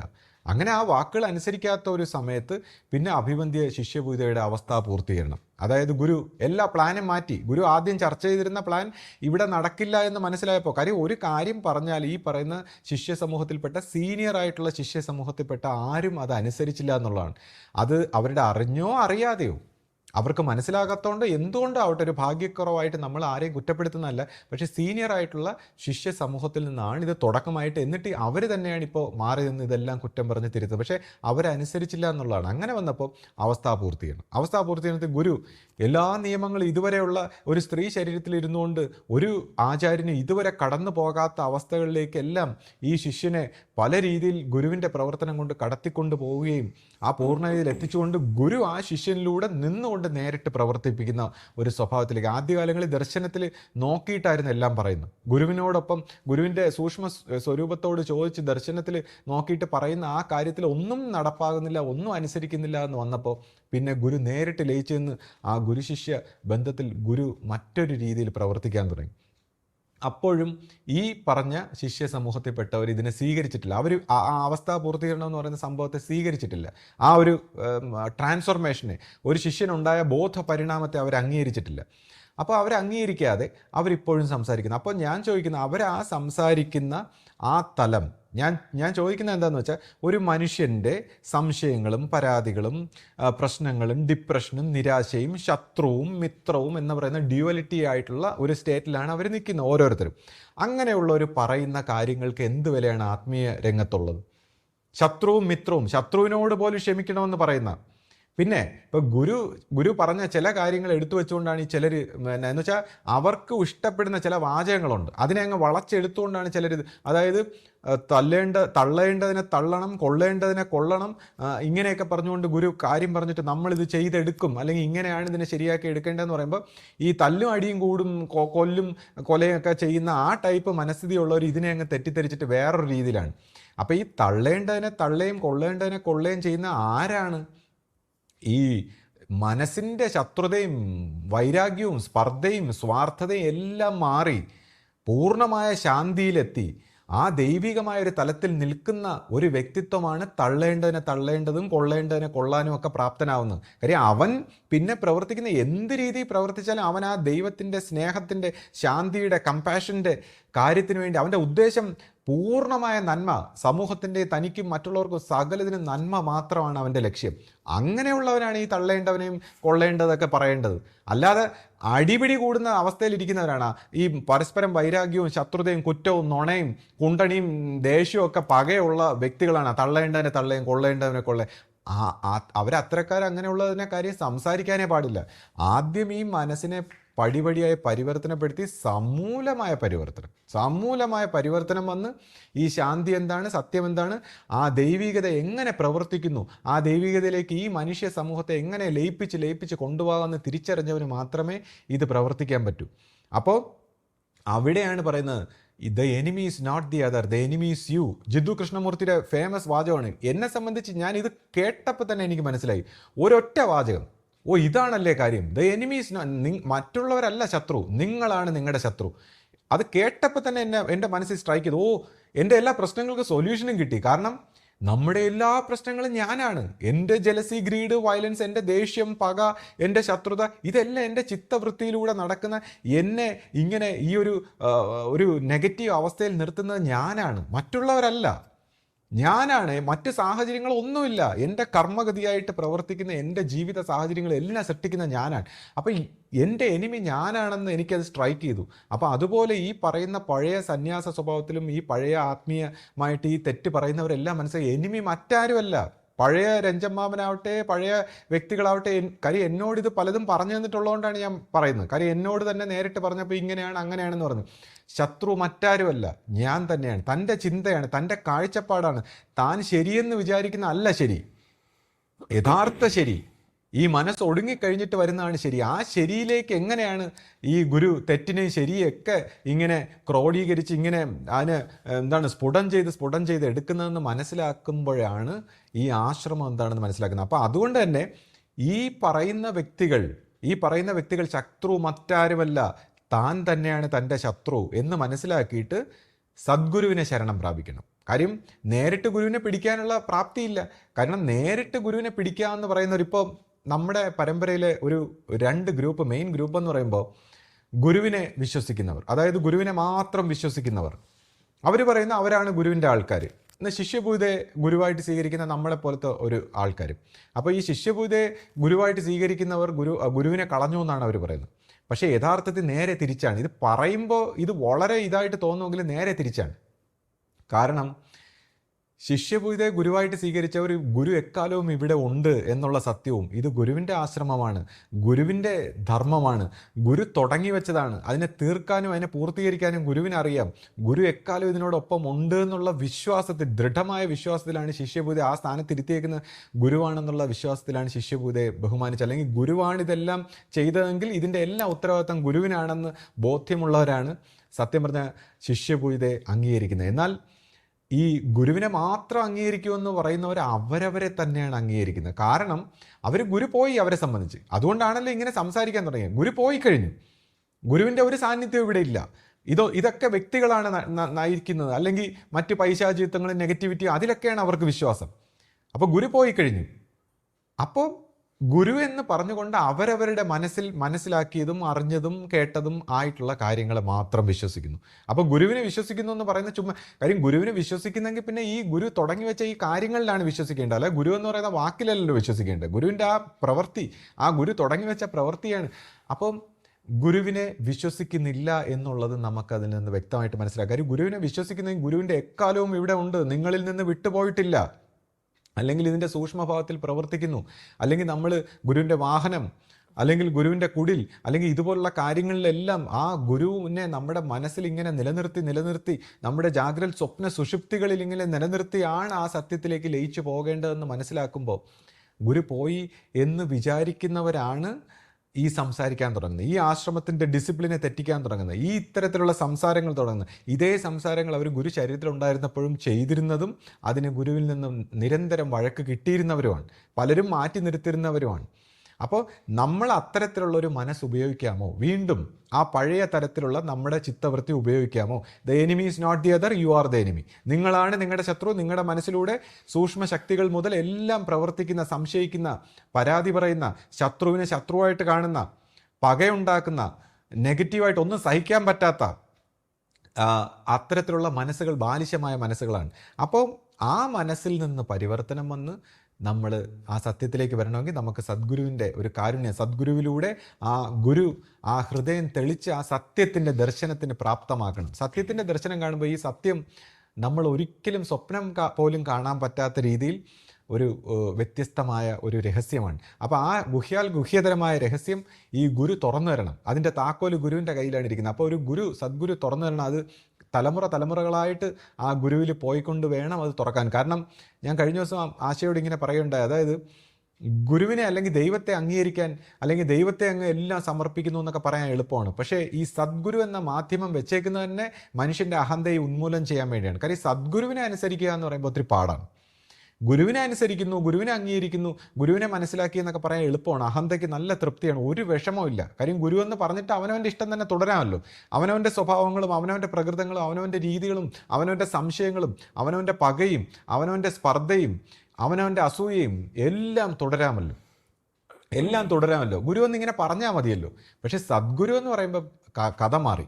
അതുകൊണ്ടാണ് സദ്ഗുരുവിനെ വെച്ചേക്കുന്നത്, ആ ബിംബമായിട്ടൊരു സ്വരൂപമായിട്ട് അങ്ങനെ വെച്ചിരിക്കുന്നത്. അപ്പോൾ ആ സദ്ഗുരുവിനെ മാനിച്ചുകൊണ്ട് ആ പഴയ വ്യക്തിത്വങ്ങൾ അവരെല്ലാവരും ഗുരുവിന് വളരെ വേണ്ടപ്പെട്ടവരും ഈ വളരെ സത്യമായ ഈ ധാർമ്മികതയ്ക്ക് വേണ്ടി വന്ന് ചേർന്നവരും ഇതിനുവേണ്ടി ജീവിച്ചവരും ഇതിനുവേണ്ടി മാത്രം പ്രവർത്തിക്കുന്നവരുമാണ്. പക്ഷേ ഇങ്ങനെ ഒരു തെറ്റ് പറ്റിക്കഴിഞ്ഞാൽ എല്ലാ സദ്യയും വിളമ്പിയിട്ട് ഈ പറയുന്ന കണക്ക് ഒരു തുള്ളി അമേദ്യം വന്നുപോയാൽ വരുന്ന തെറ്റ്, ആ തെറ്റ് വന്നു കഴിഞ്ഞാൽ പിന്നെ എന്ത് ചെയ്തിട്ട് എന്ത് കാര്യം? ഇത്രയും ധാർമ്മികമായിട്ടുള്ളൊരു സത്യത്തിൻ്റെ വെളിച്ചത്തിൽ വന്നിട്ട് സ്വന്തം മനസ്സിനെയാണ് വിശ്വസിച്ചത്, സ്വന്തം അഹന്തയാണ് വിശ്വസിച്ചത്, സ്വന്തം അജ്ഞതയാണ് വിശ്വസിച്ചത്. കാര്യം ജ്ഞാനം എന്നൊരു കാര്യമുണ്ടല്ലോ, ആത്മീയതയിൽ ഈ ജ്ഞാനം എന്ന് പറയുന്നൊരു കാര്യമുണ്ടല്ലോ, അത് മനസ്സിൻ്റെ ജ്ഞാനമാണ്, അൺകോൺഷ്യസ് ആയിട്ടിരിക്കുന്ന മനസ്സിൻ്റെ ജ്ഞാനമാണ്.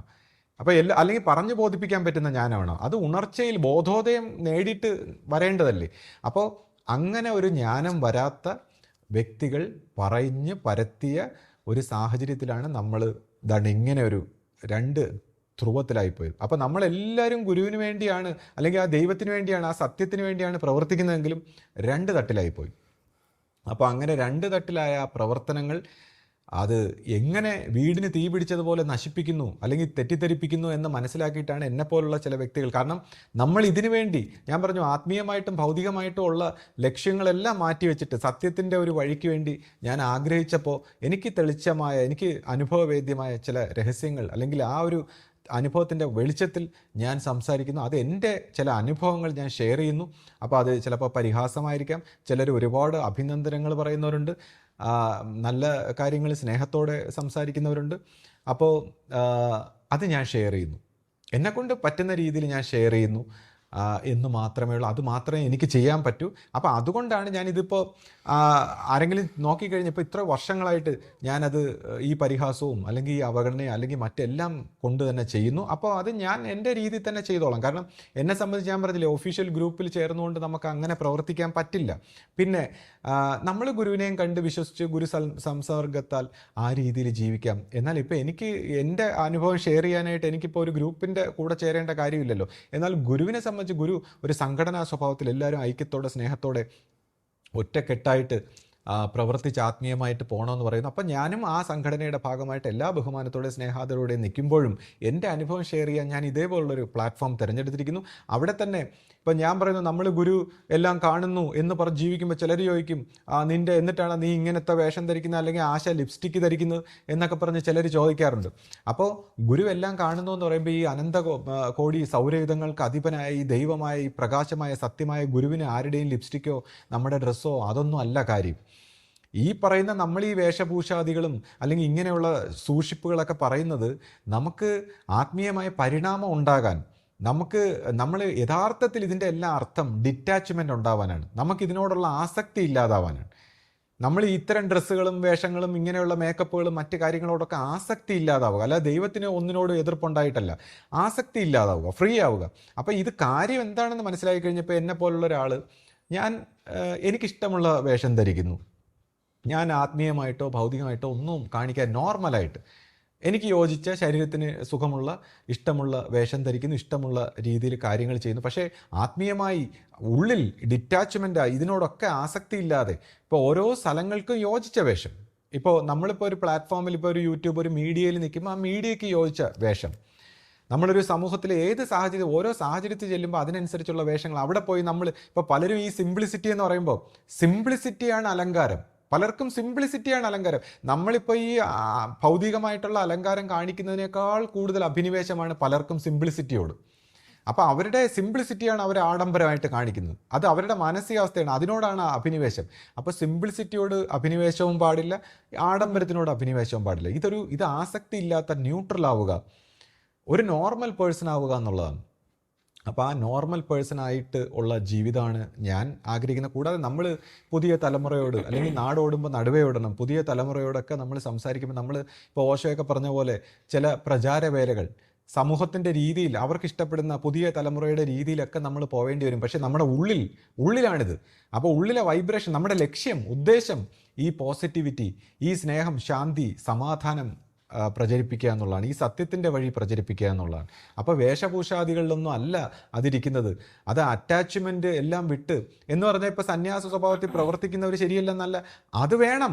ആ രീതിയിൽ ബ്രഹ്മചര്യ സ്വഭാവത്തിലും സന്യാസ സ്വഭാവത്തിലും ഒക്കെ പടിപടിയായിട്ട് പ്രവർത്തിക്കുന്നവർ ഇതുപോലത്തെ വേഷഭൂഷാദികളും ഇതെല്ലാം സൂക്ഷിച്ച് ചിട്ടയും ഇതെല്ലാം, ഇപ്പോൾ വെറും ചിട്ടയും അല്ലെങ്കിൽ മറ്റു കാര്യങ്ങളൊക്കെ ആയിക്കഴിഞ്ഞാൽ പണ്ടത്തെ ബ്രാഹ്മണരെ പോലെ, ബ്രാഹ്മണർ കുറേ ചിട്ടവട്ടങ്ങളൊക്കെ ചെയ്തിട്ട് ആൾക്കാരെ വിഷമിപ്പിക്കുകയും വേദനിപ്പിക്കുകയും ദുഃഖിപ്പിക്കുകയും എല്ലാവരുടെയും മുമ്പിൽ തങ്ങൾ വ്യത്യസ്തരാകാനൊക്കെ ശ്രമിക്കുമ്പോൾ അത് തെറ്റാണ്.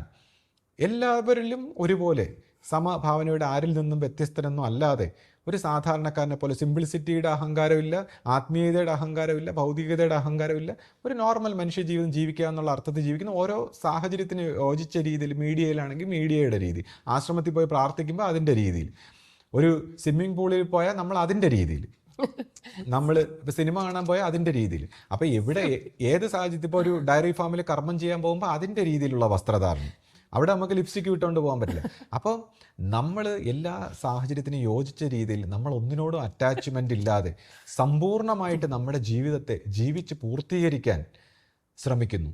അപ്പോൾ നാച്ചുറലായിട്ട് എല്ലാ ചിട്ടവട്ടങ്ങളും സൂക്ഷിപ്പുകളും നമ്മുടെ ജീവന് പരിണാമമായിട്ട് വരട്ടെ, അല്ലെങ്കിൽ അങ്ങനെ വരട്ടെ, പടിപടിയായിട്ട് നമ്മൾ ഉണർന്ന് ആ ജീവിതചര്യയിലേക്ക് വരട്ടെ എന്ന് ആഗ്രഹിക്കുന്നു.